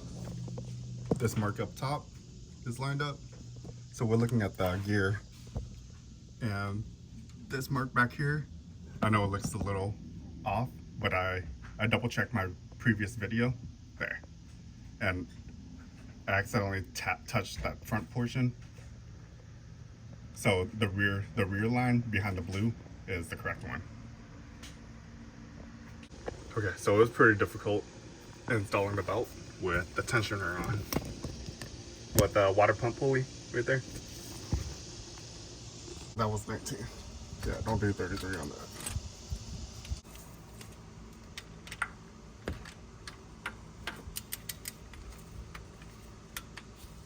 All right.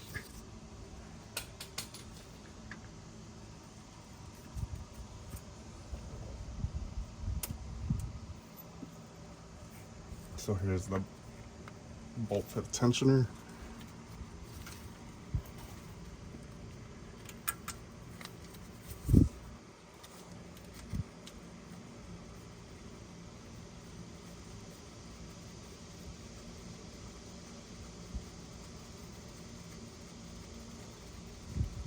And I'll show you in a bit before I release that pin.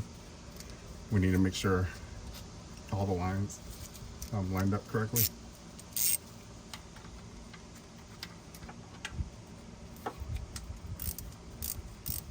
So these are 9-foot pins.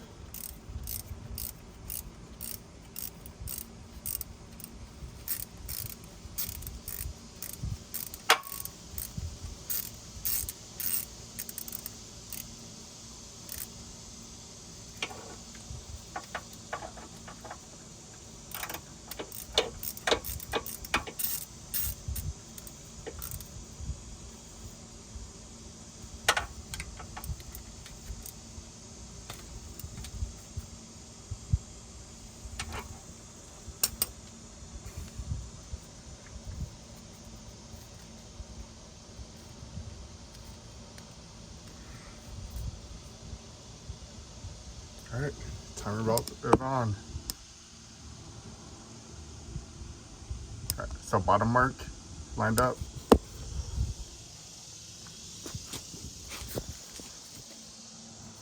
Top mark is lined up. Front, you see I put the F pointed forward. And then the back mark is kind of tricky to see. When I looked at my initial video when I made it, so it's the line in the back. I accidentally tapped the one in front of the blue with the marker. But it's definitely the one in the back, right there.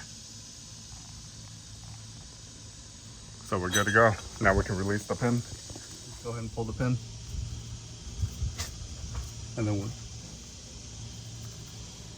we'll check everything again.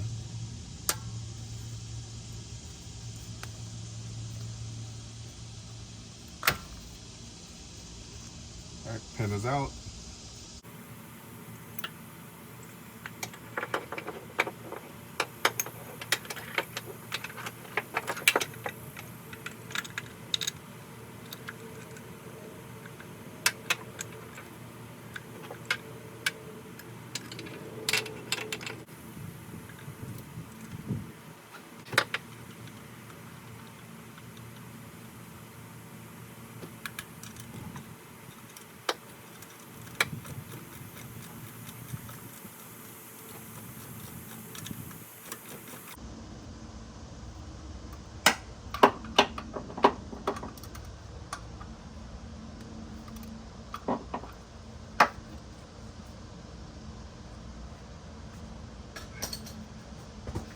Alright, so the torque wrench I have won't fit in there for the motor mounts, 30 foot-pounds, so I just kind of gassed on those.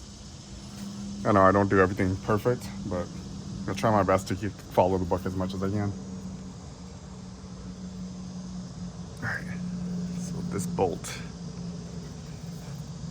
should go under here.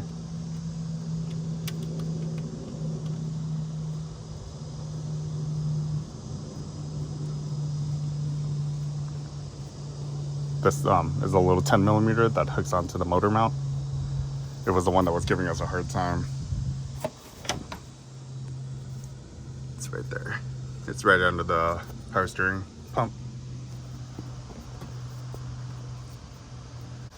Let's try this 10 millimeter.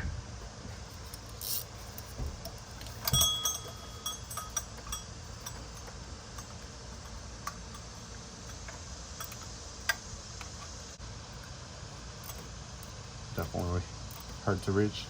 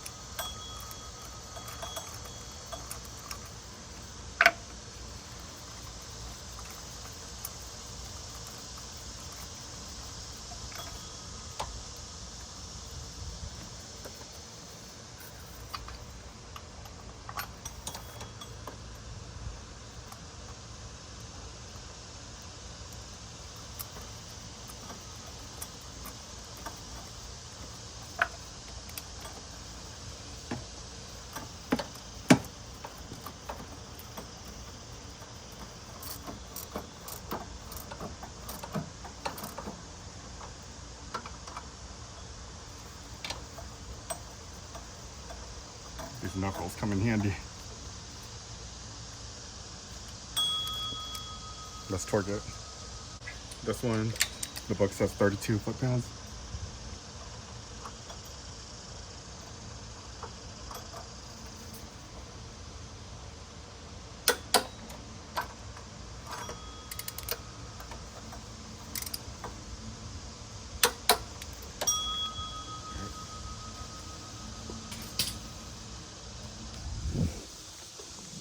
Right here, 32 foot-pounds.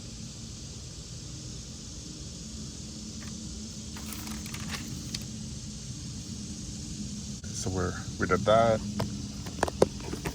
We need to, let's go put a piece on.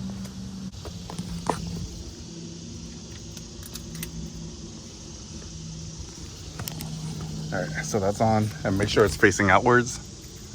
Look at this. Do you see how it's angled? You want it to channel the belt into that channel. Install lower cover. And these are 9 foot-pounds. So our torque wrench doesn't work very well when it's low torque like that. The click isn't very pronounced, so it's hard to tell. I think, yeah, I can kind of just do it by hand. It's not like a really important item spec-wise.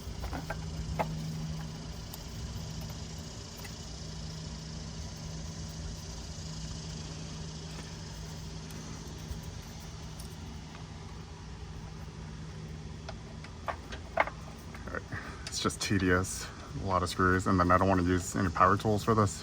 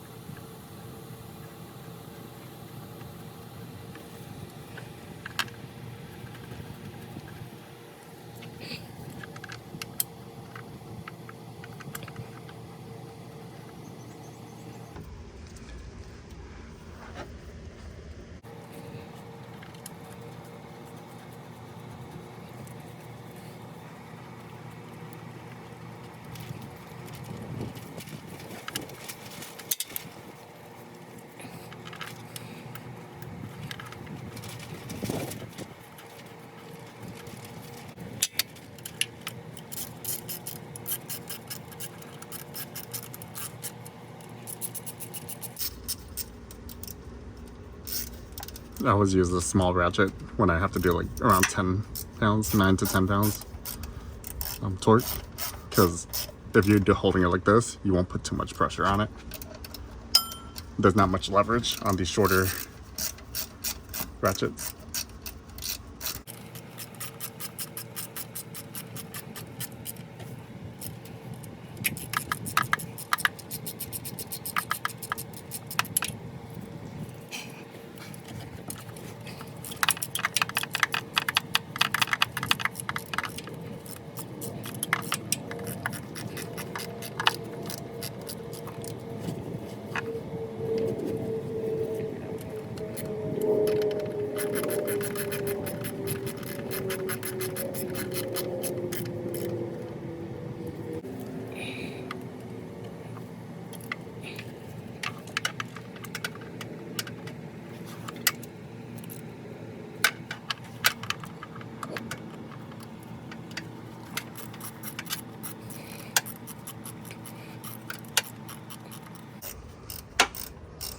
It's hard getting used to having a camera in front of me, trying to reach in these tight spots. So sometimes the camera isn't on the correct area.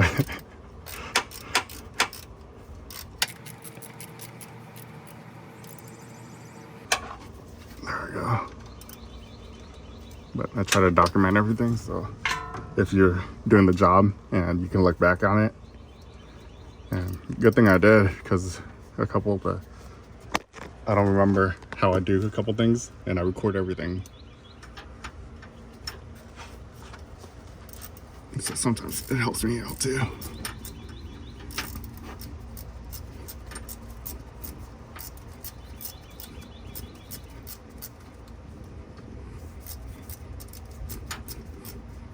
Final stretch. Put the top covers on. We don't have any fluids in here yet. We'll have to do that too. Coolant and oil. And we have to bleed the coolant system. Yeah. But we're more than halfway. Final stretch. 3 days going. Shouldn't take this long. But when you're recording videos, it takes like twice, even like 3 times longer when you're trying to record and do the job.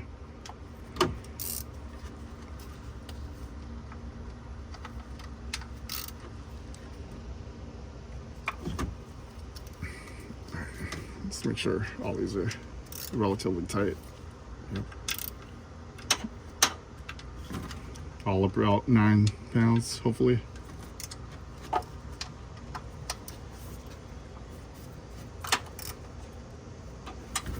All right.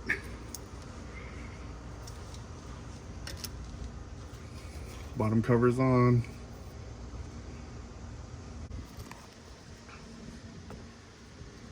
All right, we need to do top covers. The all 9 foot-pounds. All right, top covers. That's the front. This one's back. Let's go ahead and reach up there and see if we can screw them in. 5 bolts each. The front should be easy. Let's do the back first. I like to work on the hardest thing first, and then I do the easier one after.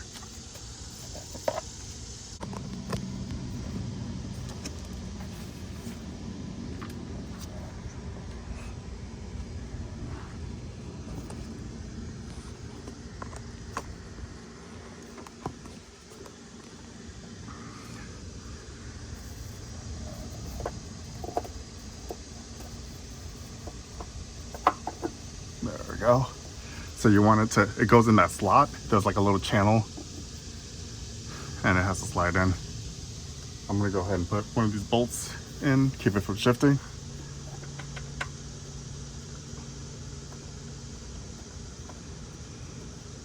It's easier from the bottom. I like to add it from the top and it's pretty difficult. So get it started from the bottom. You can reach most of the screws. Let's see. So this is our second one.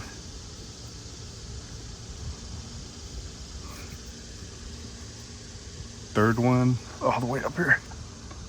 Oh, my arm doesn't bend that way. Maybe my right arm can fit. There we go. Oh.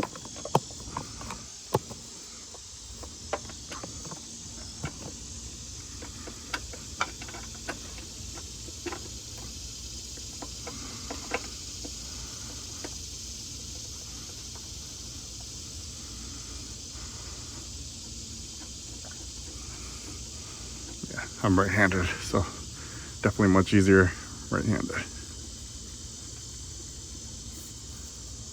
1, 2, 3.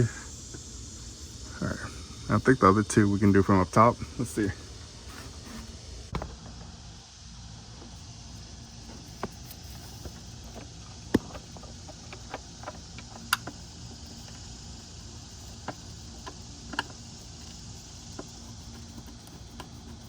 I'm getting all cut. I guess I should have worn a long sleeve working on this car.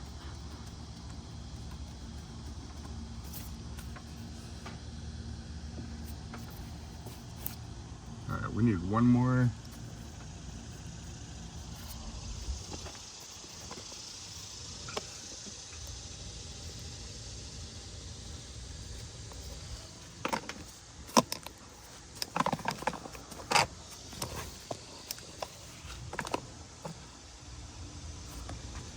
You guys probably can't see this, but I need.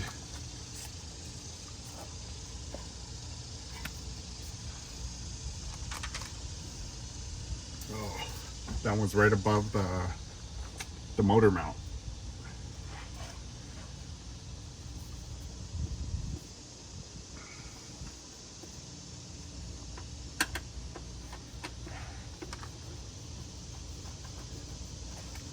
Yeah, you can't see it from the bottom. You could probably see it from the top if you looked hard, right under the power steering pulley. All right, let's go ahead and tighten these.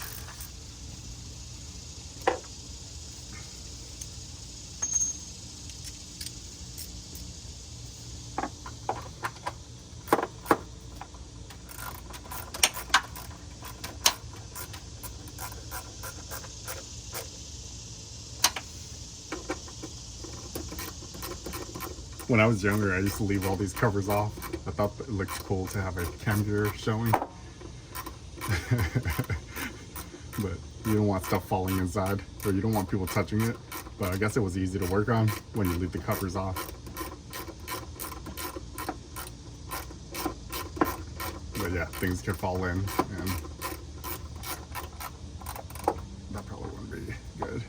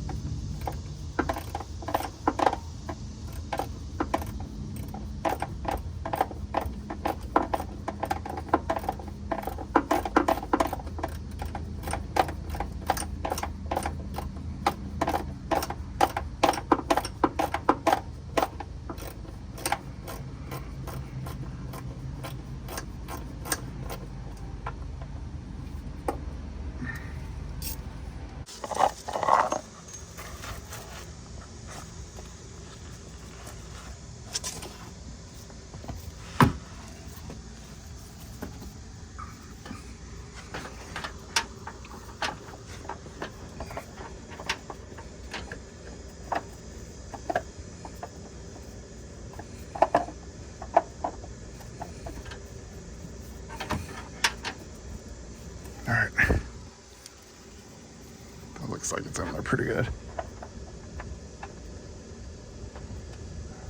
Can't reach that. Let's see if I can reach this one.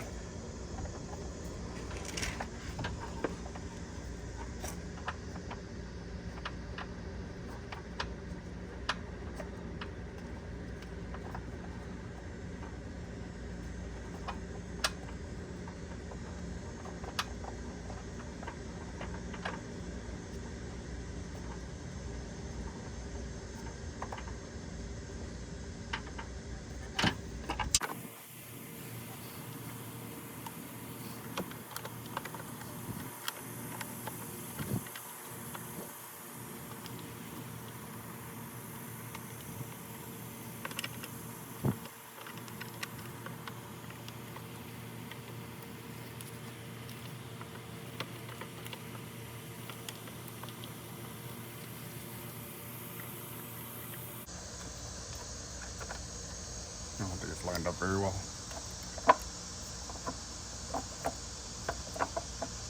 There we go. There. You want the channel to go in.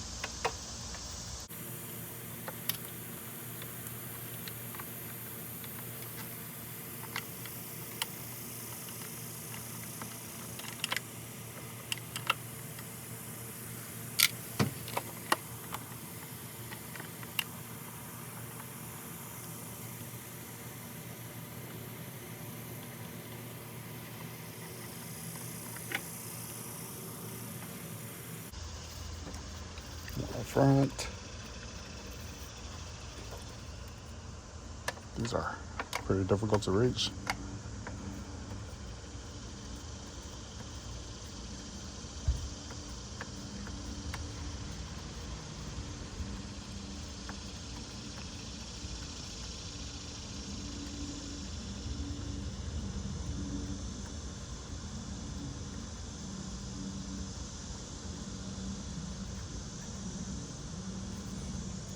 That's 2 down.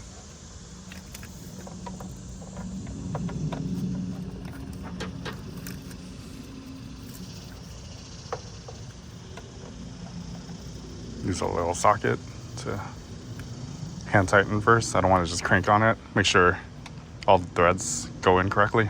I don't want to cross thread or anything. So I always make sure I start a couple turns with my hand. Because it'll bind by your hand if you don't go in straight. And then you can kind of feel and you know when it's cross threading. Don't force it. If you do have issues, just use a different bolt and see if that fixes it. Some bolts are better conditioned threads than others.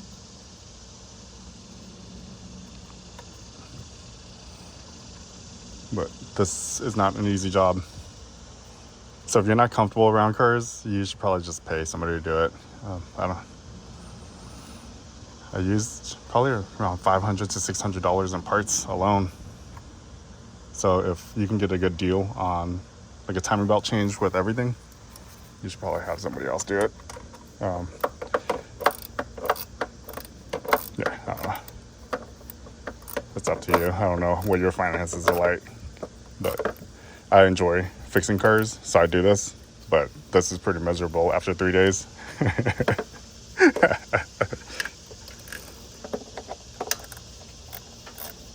3 days of hot, like 100-degree heat in Florida, so it's really humid too.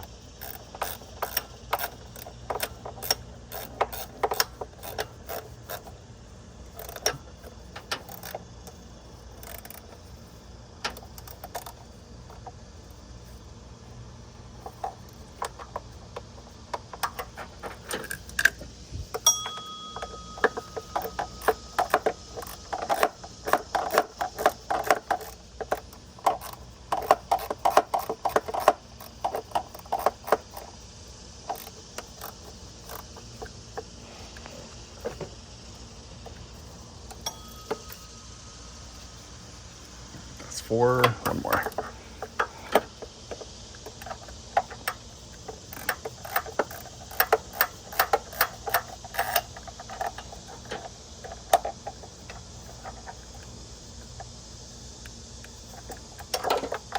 1, 2, 3, 4, and 5 up front. Just making sure I secure all the bolts.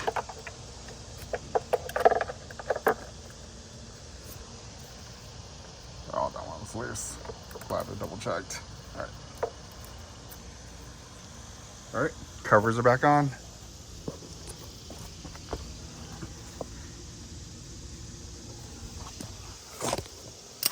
Let's see what's next. Covers, install crankshaft pulley. All right, time to install a crankshaft pulley. 613. Let's see what the torque's back. I know it's crazy.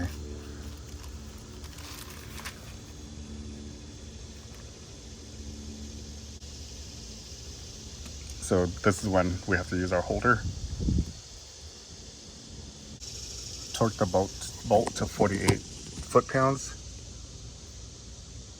All right. So basically the way it rotates, I believe it tightens up on its own as it rotates, but you still have to torque it to 48 foot-pounds. But when you're removing it, it's much heavier than that. All right, we can do that. Let's grab our crank pulley.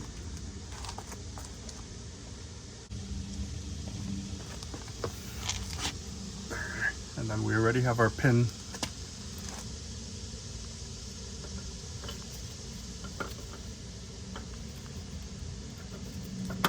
There we go.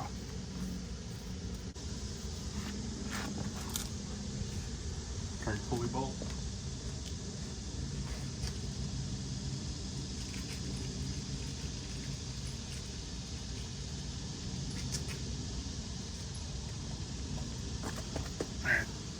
So I drove all over town trying to look for another bolt, and I couldn't find one. The dealership didn't carry it in stock, so I'm just gonna reuse this one. It's still okay. I just hope next time when I remove it, it doesn't strip, but assembly should be okay. I guess worst case scenario, we can weld a socket to it and then undo it that way.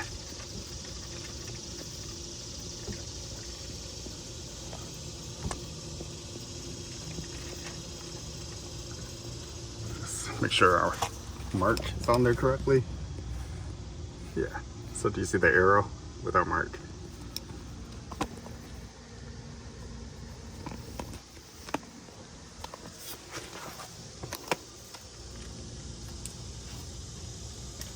.48 foot-pounds. All right, so you're gonna need one of these holders that holds the crank pulley from rotating. And I'm gonna rest it.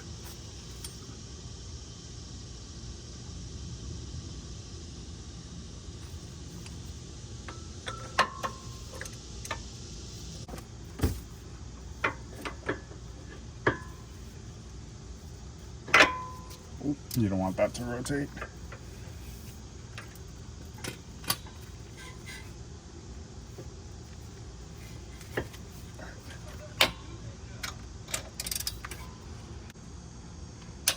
All right, 45 foot-pounds, not much.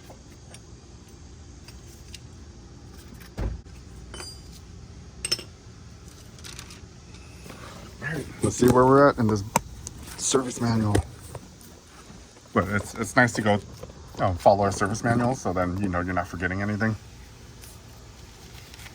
And you can follow this video too, so hopefully everything is in sequence and you have all the information you need to do this job. But I take it slow, so my videos are pretty long, but at least it covers pretty much everything. All right, well, we checked the timing marks like 4 or 5 times already earlier with the timing belt, so I'm pretty sure we're good. It's so hard to reach my camera in there to look.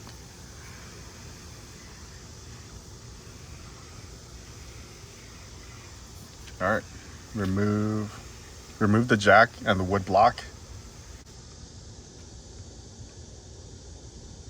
I need to put the little ground cable back on. 9 foot-pounds. And I didn't touch this bolt at all. So that one's fine. But let's put this bracket back on.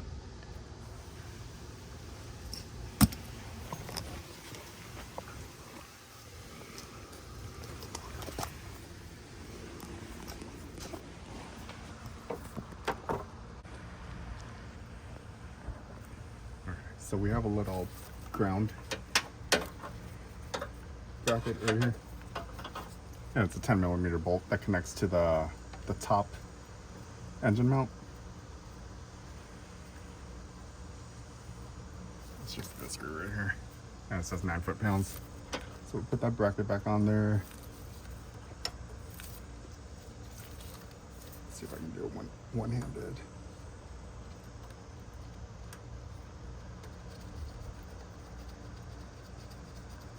All right. 9 foot-pounds, 10mm.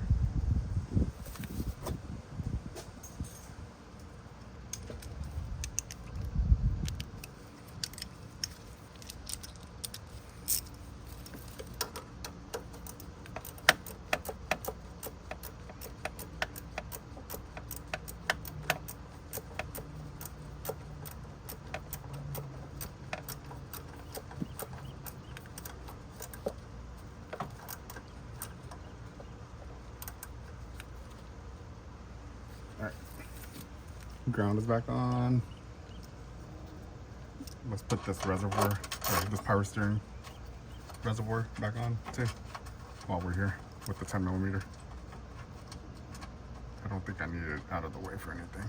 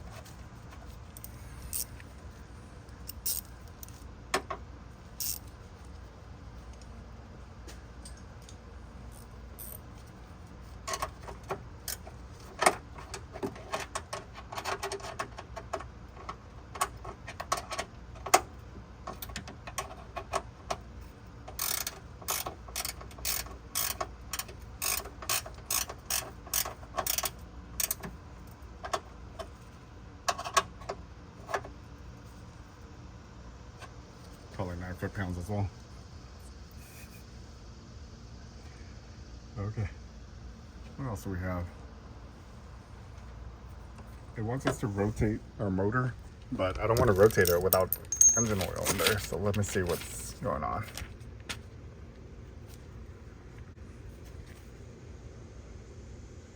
I think because this installation is just for timing belt, it doesn't require resealing the oil pump and dropping the oil pan. So they think you have oil in your engine, and we don't have it because we're doing we resealed the oil pan and the oil pump O-ring was replaced. So I'll make sure I add oil in before we rotate anything. Inspect timing belt. Let's see where we're at. Install crankshaft pulley. Rotate crankshaft pulley about 6 turns clockwise so the timing belt positions itself on the pulley. Turn the crankshaft pulley so its white mark A lines up with pointer B. All right. Okay, let's add oil to our car and then we'll rotate.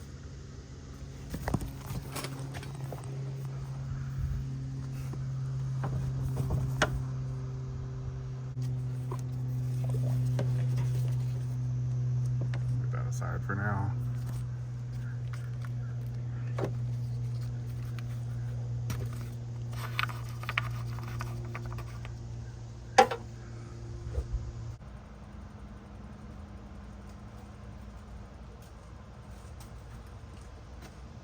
grab your funnel. I like to put in about 4.5 quarts, because these engines are known to burn a little bit of oil. So this is how I like to punch the hole in there.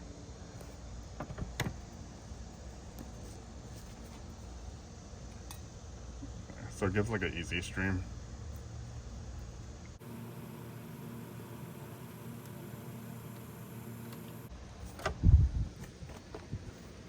It should be fine, right? Because the engine's not on. But when I rotate it, I don't know if it's going to cause the fuel pump or the oil pump to bring up some oil into this filter. But let's go ahead and I like to kind of add oil to this.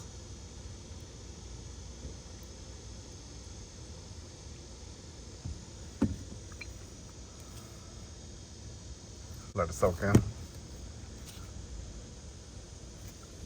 Take your finger, get oil onto that O-ring right here.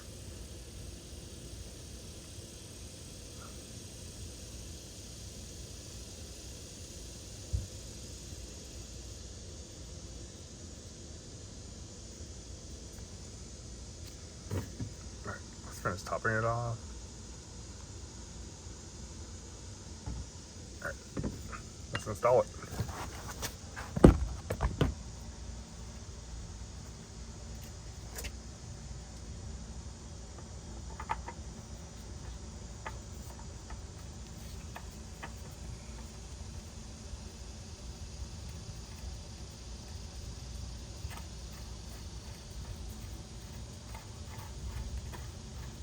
Once it bottoms out, one full turn, so it bottoms out. I want the fram to be pointing towards us again. The other fram. There we go. About another half quart.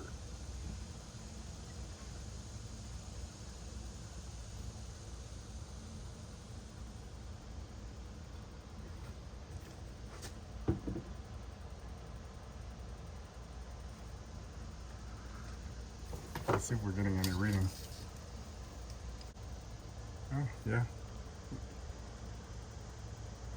Oh, it's almost to the top, you see? It is right there. You can see where it's shiny and then where it stops.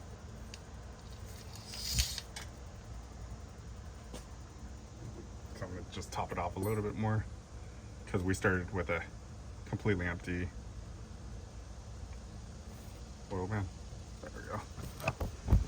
So I used a 5 quart. Yeah, 5 US quarts. And that's how much I have left. So a little under half. All right, we'll save this for top off. Okay, take your funnel out, catch whatever oil. All right, put our oil cap back on.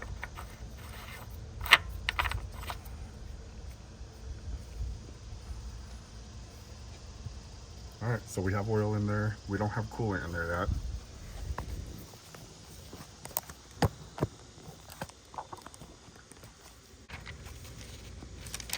Let's look at our cooling system. So that's pretty much it right there. We'll rotate our, here. So we're gonna rotate the crankshaft pulley about 6 times in a bit. It gets the timing belt to even out, to position itself basically. And then we'll check the timing marks again. Make sure everything is timed. Remove jack, tighten the mounting bolts, these mounting bolts. So we already tightened those. Install the auto tensioner, splash shield, right front wheel, 1.7 US gallons. That coolant change. I'm gonna have to pick up another, well, I have 1.5 gallons. So here's the coolant I'm using. So I asked the Acura service parts counter, and he said I only need 1 gallon. I should have looked at this, but all right. Well, we'll go ahead and add this. And then we'll top it off with that, and we'll see how we go with that. Let's go ahead and add it right now. We need to start the engine in order to bleed. Start the engine, let it run until it warms up, until the radiator fan comes on at least twice. Turn off the engine, check the level of the radiator.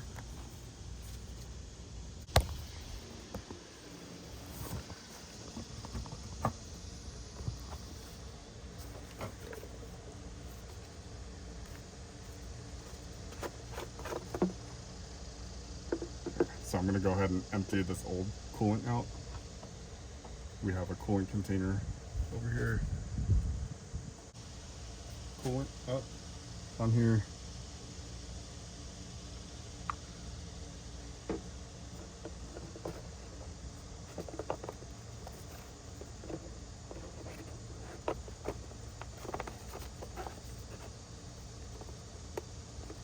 Oh, this is cracked. I'm gonna have to order another coolant cap. Maybe the whole coolant reservoir. I didn't realize it was cracked. You can see.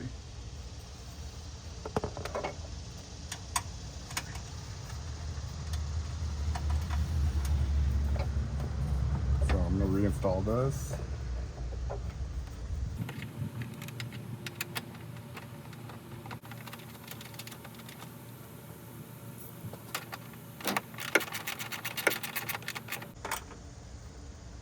Oh, 9 foot-pounds.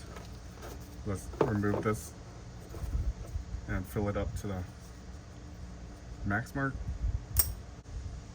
I already cleaned this funnel.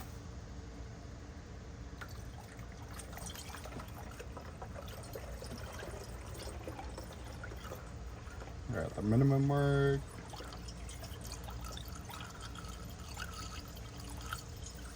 Max.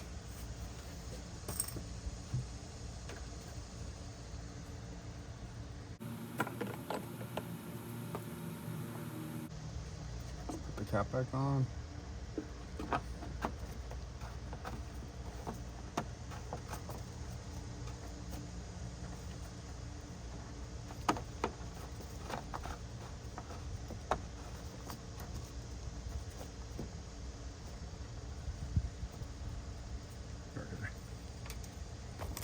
Fill the radiator.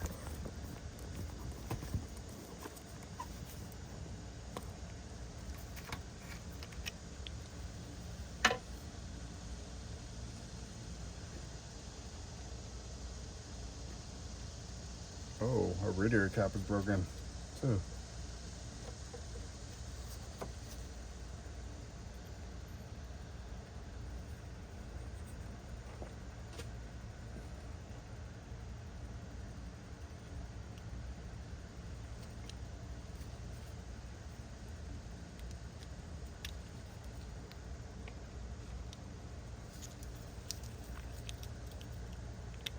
I hope that doesn't fall out. Let's see.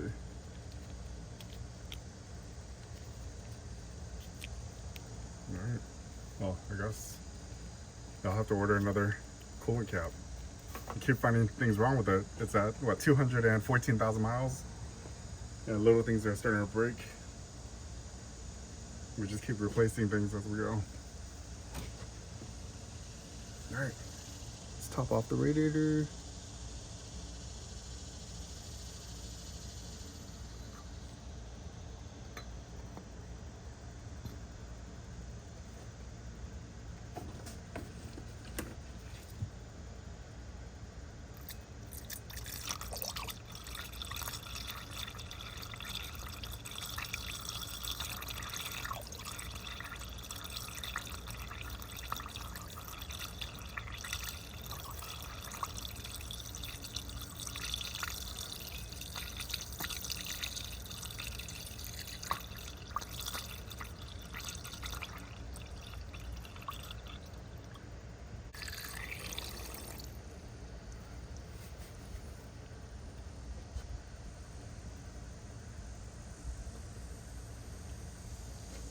I'm gonna squeeze the radiator hose a couple times.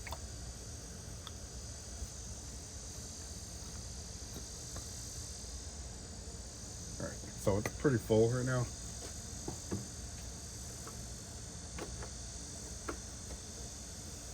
We're not gonna know until we start the engine.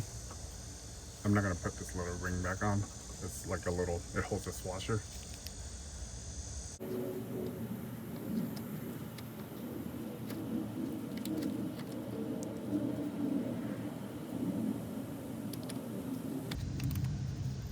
All right, we need a new radiator cap.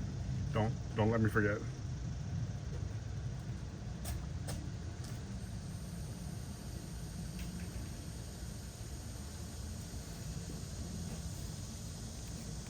All right, our reservoir max mark.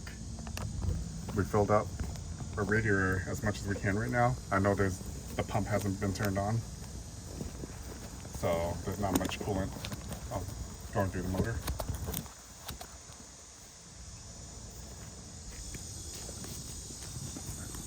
So we have engine oil in there. Let's go ahead and rotate this 6 times.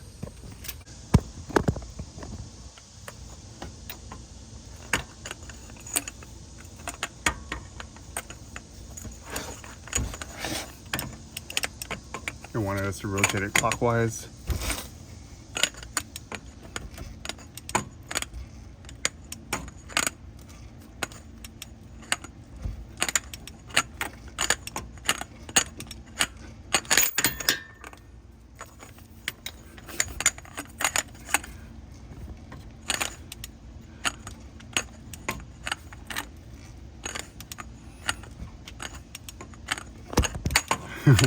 We almost have one.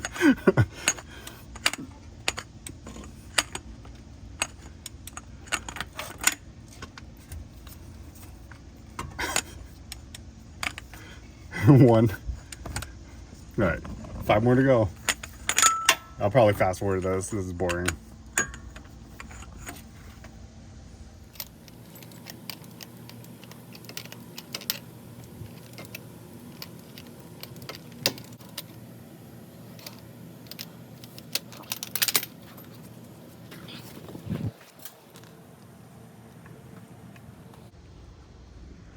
Let's see what mark we're at. This should be number 1.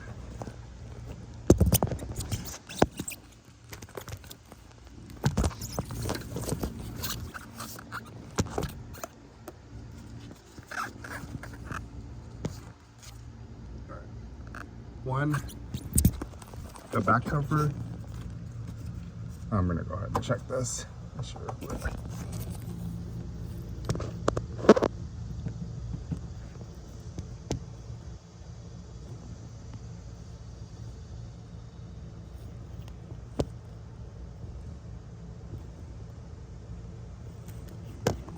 Did 6 turns. Is back at TGC, top dead center.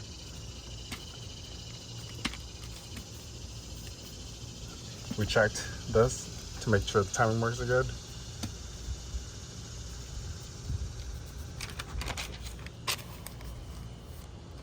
Remove the jack.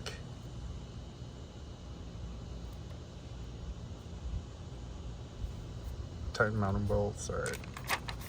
Install the drive belt auto tensioner. So 438.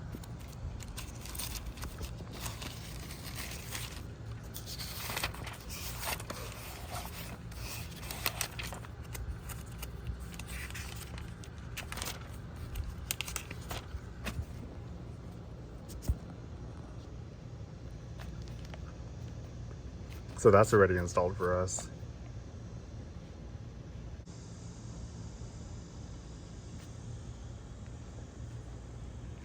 All right, 33 foot-pounds.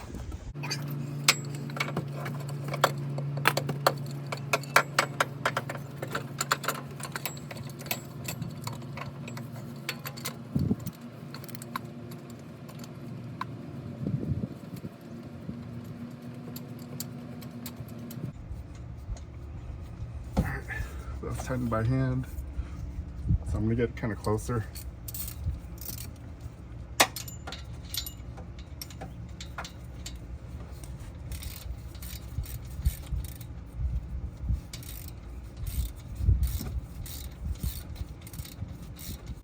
Probably 12 millimeter. 12 millimeter.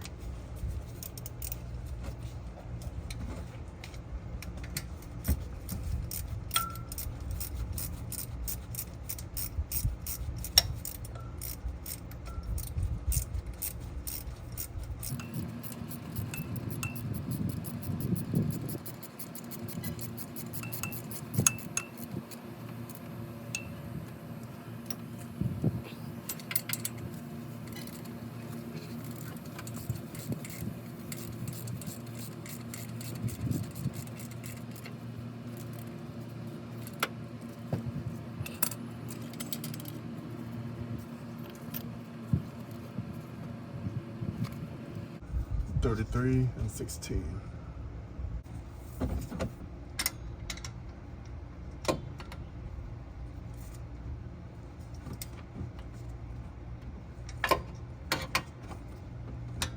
All right, that's 33.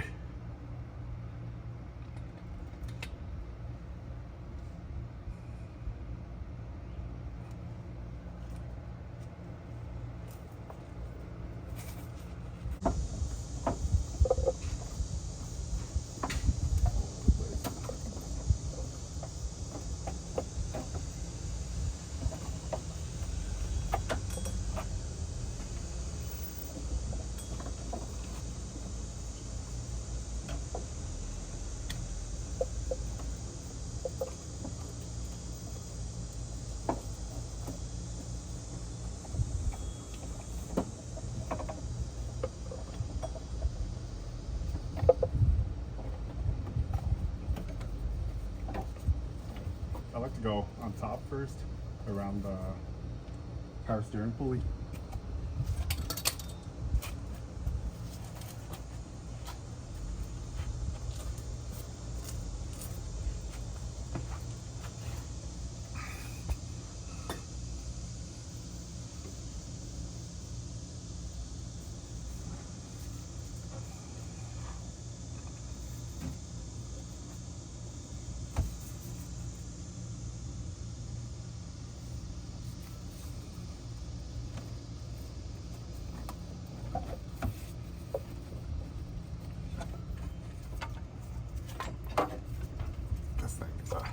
It's all tangled. It's a mess.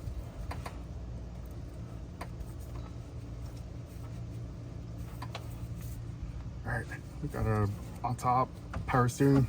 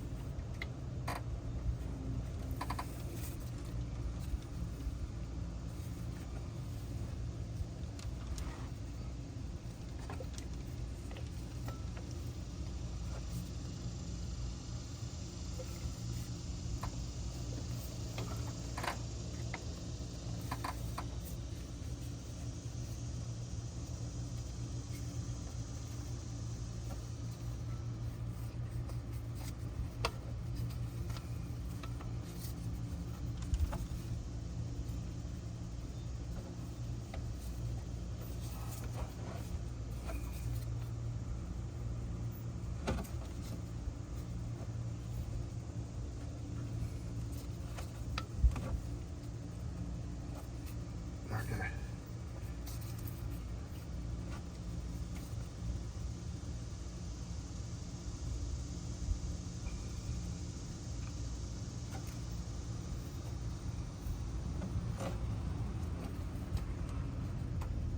There we go. So that's how it's supposed to loop. Let me show you guys a closer look. Alright, so I haven't tightened it yet because I need to pull this one, that bolt, the top bolt, so relieve some tension, and then I can wrap it around the alternator or the crank pulley. I believe I do it with the crank pulley.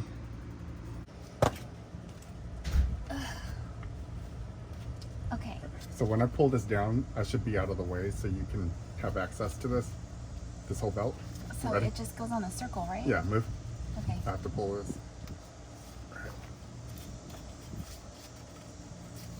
Good? Yep. All right. Okay. I'll Is try to it do on that. right? Is it on right? Yeah, I tried to do it one person, one-handed, and I couldn't do it. I wasn't strong enough. I had to get help from my wife to put it on. I hear a storm brewing. I hope it doesn't rain on us, so I should work quick. I hear thunderstorms rolling in.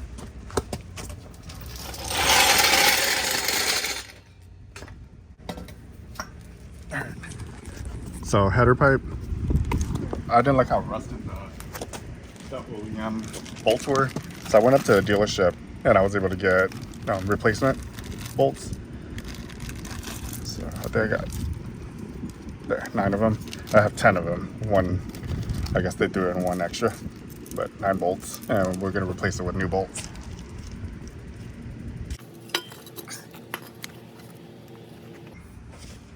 So I remember what I did was I put the end on first that goes to the cat.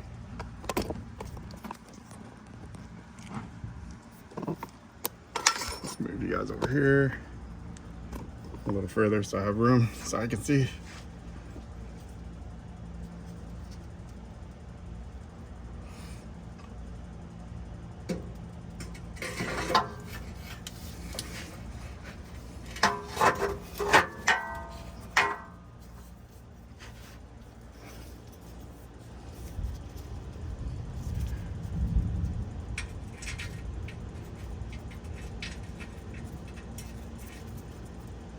The storm doesn't come in for real. I was kidding earlier when I was like, oh, thunderstorms are coming. I really think they are coming now.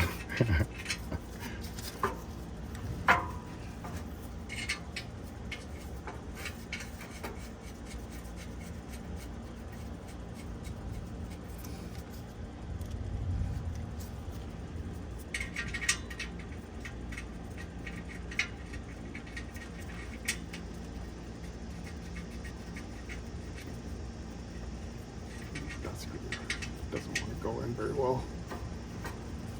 And then a hanger. Well, I'll worry about the hanger after. I'm kind of balancing the. Oh.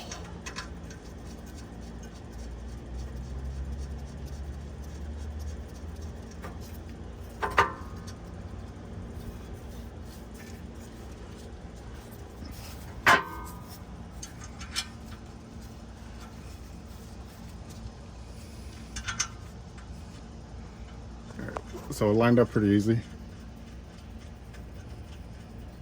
The new bolts are working out well. There's one that's a little sketchy, so I'm gonna have to really be careful when I tighten it. Make sure I don't cross-thread it.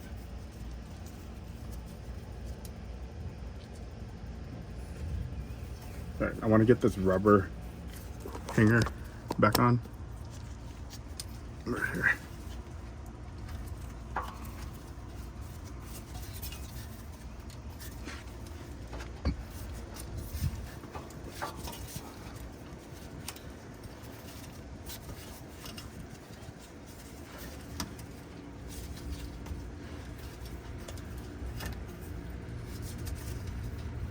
Ow.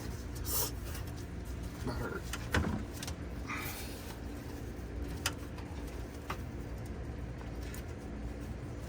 Come on.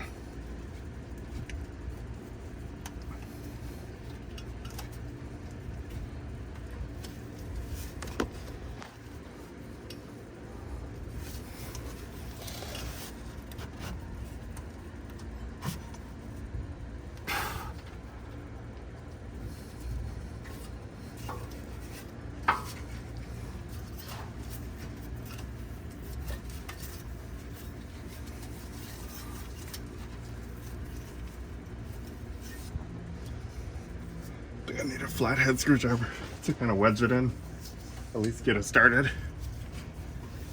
Okay.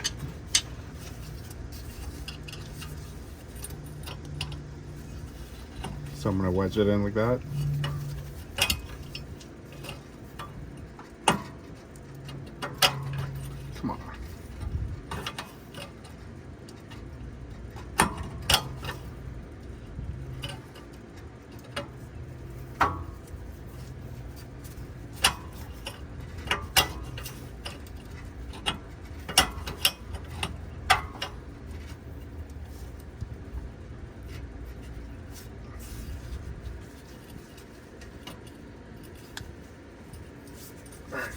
It's almost on, and then pull the flathead out. Don't bust your knuckles. Alright, flathead's out. The hanger is almost in. Where? Can't see. Okay. Oh, shit.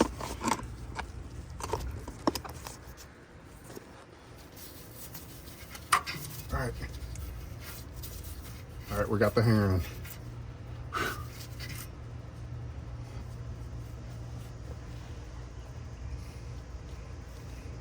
Let's get the rest of the 10 or the 14 millimeter bolts in. I need my extension. Where's the extensions?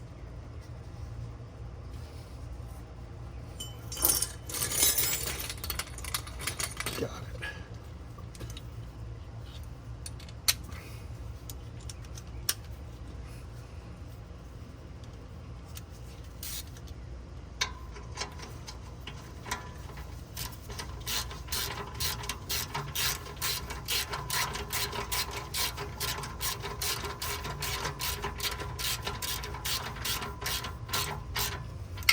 So I'm putting everything on kind of light right now. You want a lot of flexibility before torquing all of these.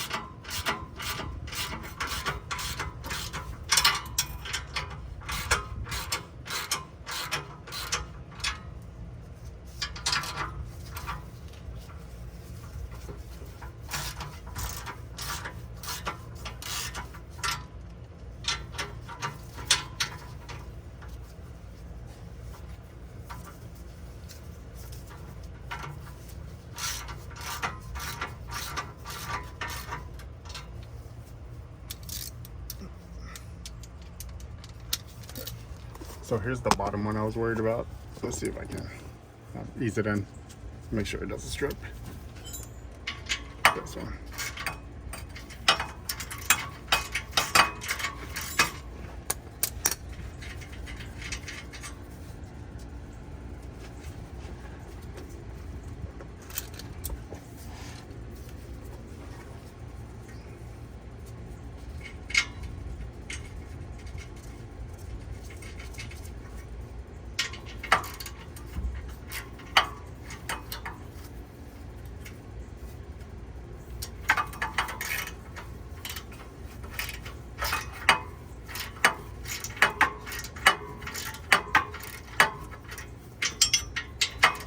Going in. It's so corroded that it's not going in very smoothly.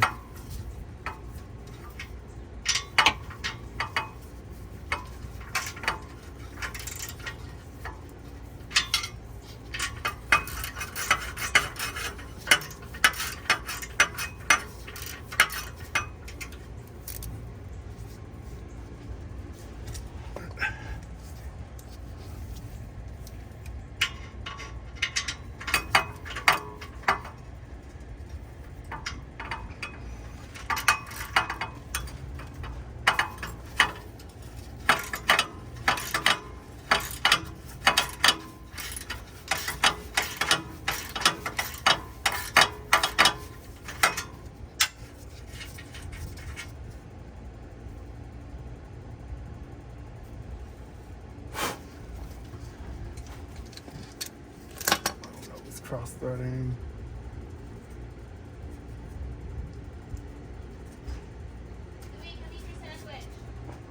All right.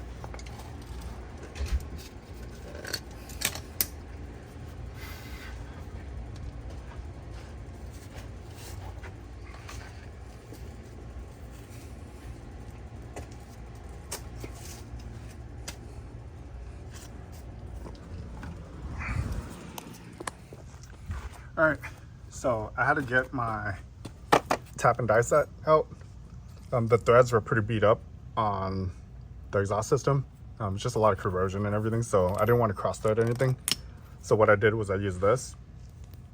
This is M10 1.25, and I chased the threads. And I also used it on this tap to chase the threads to just double check to make sure it's the correct size. And we just want to make sure nothing gets cross-threaded. But here.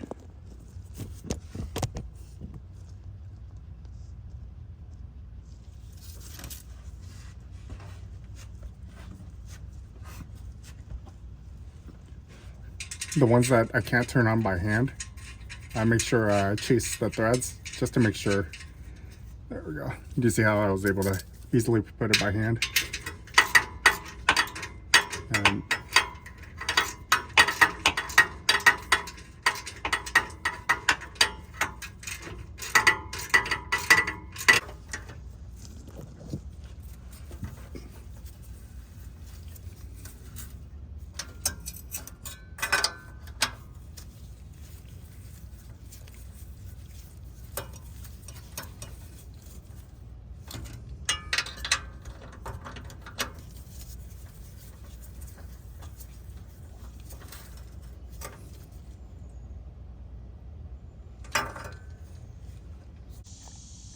page 912.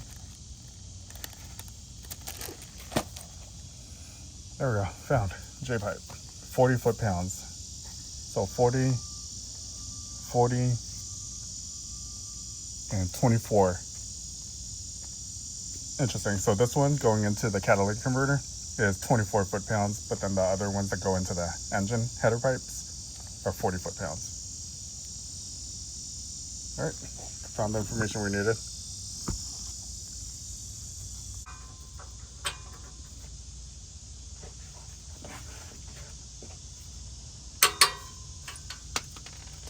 So that's 1, 2,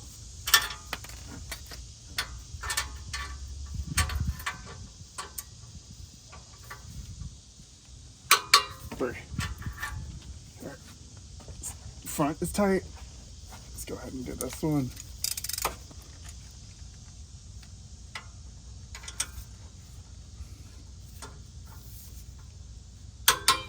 One,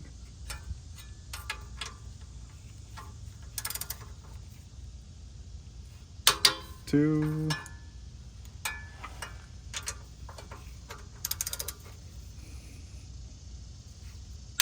3. All right, and now we got to lower it to 24. All right, so these ones are 24 foot-pounds.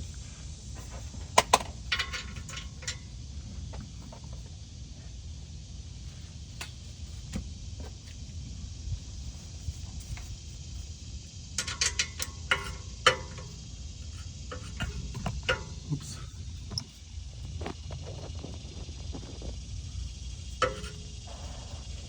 Oh, weird angle. All right, that's 24. 24. Oh, last one.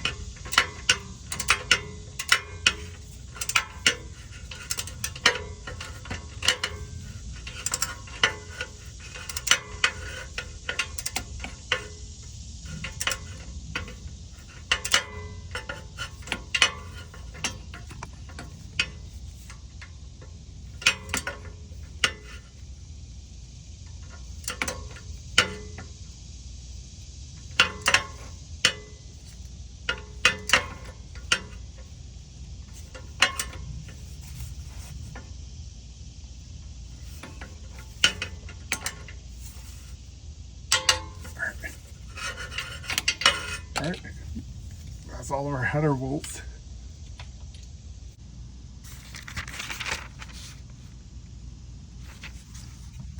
.44 foot-pounds. That's what we're looking for right here.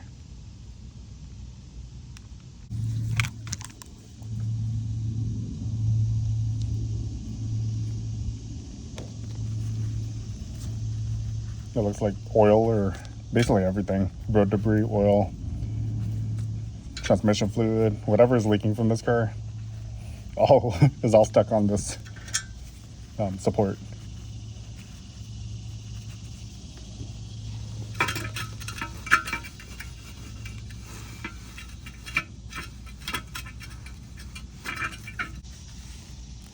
All right, how's that like?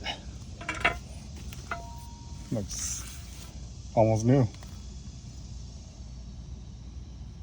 Not really, but good enough. Let's go ahead and throw this back on. This is pretty much trash.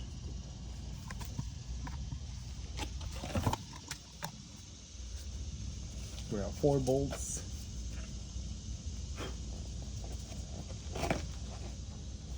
And we set our torque wrench to 44 foot-pounds already. If I remember correctly, it goes this way, like this.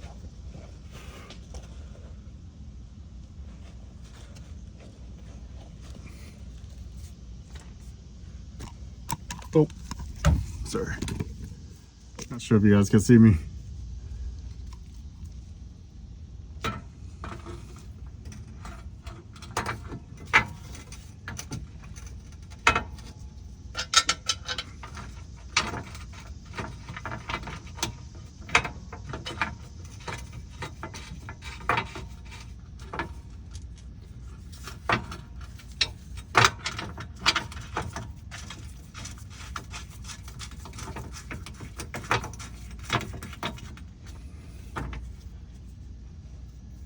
Oh, my arm's tired.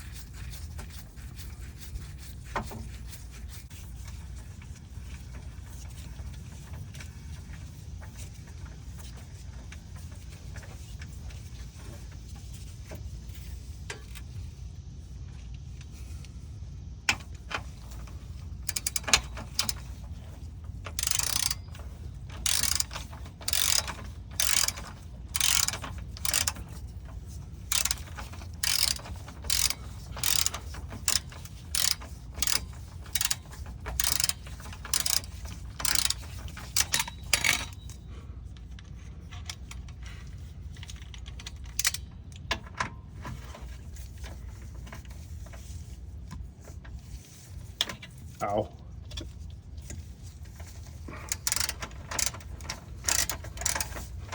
Torque wrench is not the best thing to use as a ratcheting tool.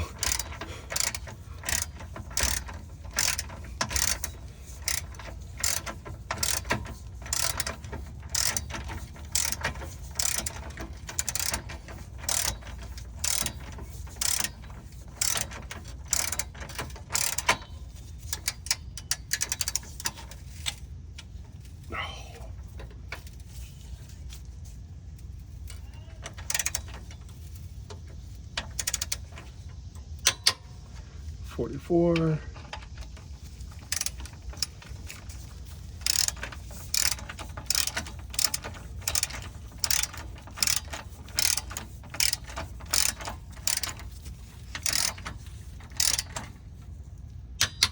.44.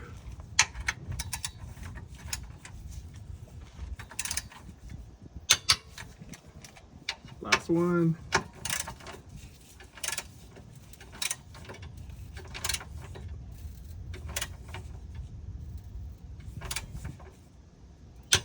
All right.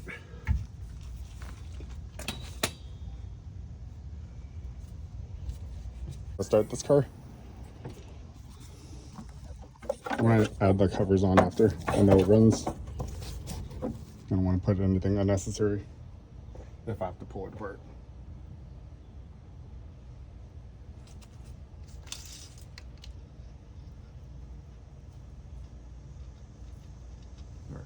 We have oil. It's on the full mark. We have coolant. All right, we're doing our final check. It says loosely installed the radiator cap. So I put it on halfway like that. Or let's just set it on there like that. We checked the oil. We have coolant in the reservoir right here. All our belts are on. We have oil. Let's connect our battery. 10 millimeter.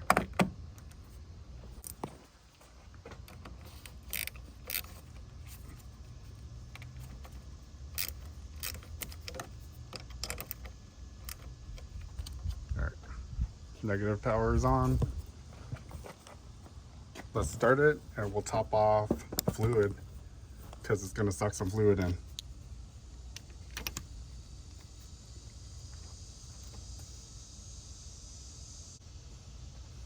Okay, so I want the fluid all the way to the top.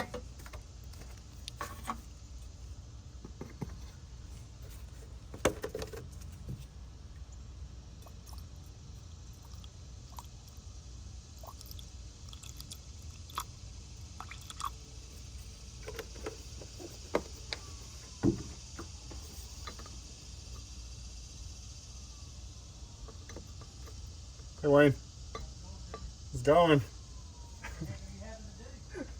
Everything, like a timing belt, water pump, oil pump. Yeah, so it's a full maintenance. I'm replacing a whole bunch of little parts, and I keep finding more things wrong as I go. Yeah, I hate working on cars. You too.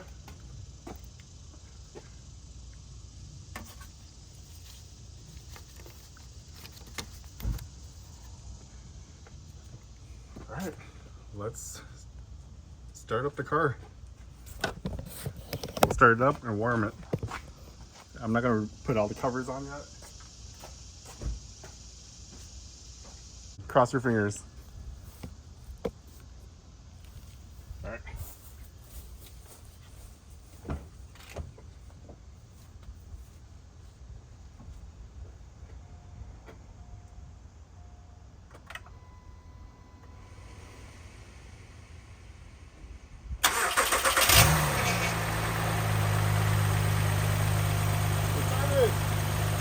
It started. Why do you act surprised?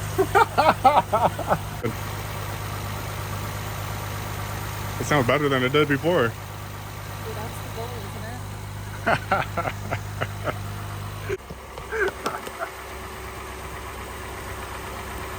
All right, engine sounds good. All right, our car started. We're good to go. I'm gonna finish installing everything on the car.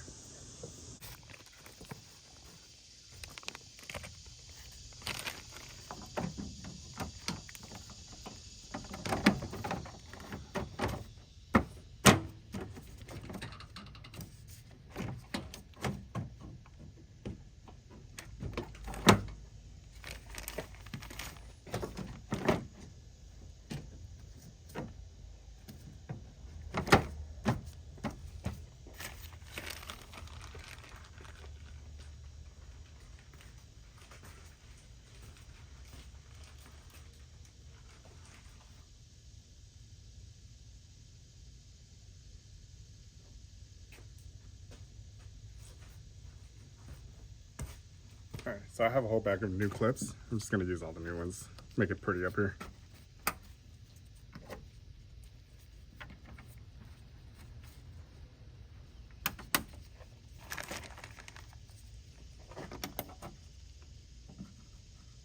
We'll face all these clips the same way. All in the details.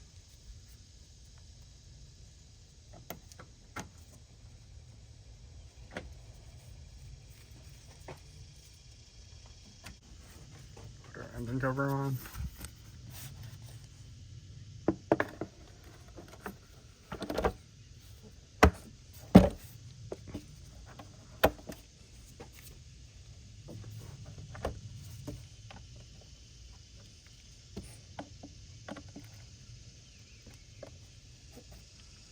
engine covers back on. We're gonna go put the under tray back on.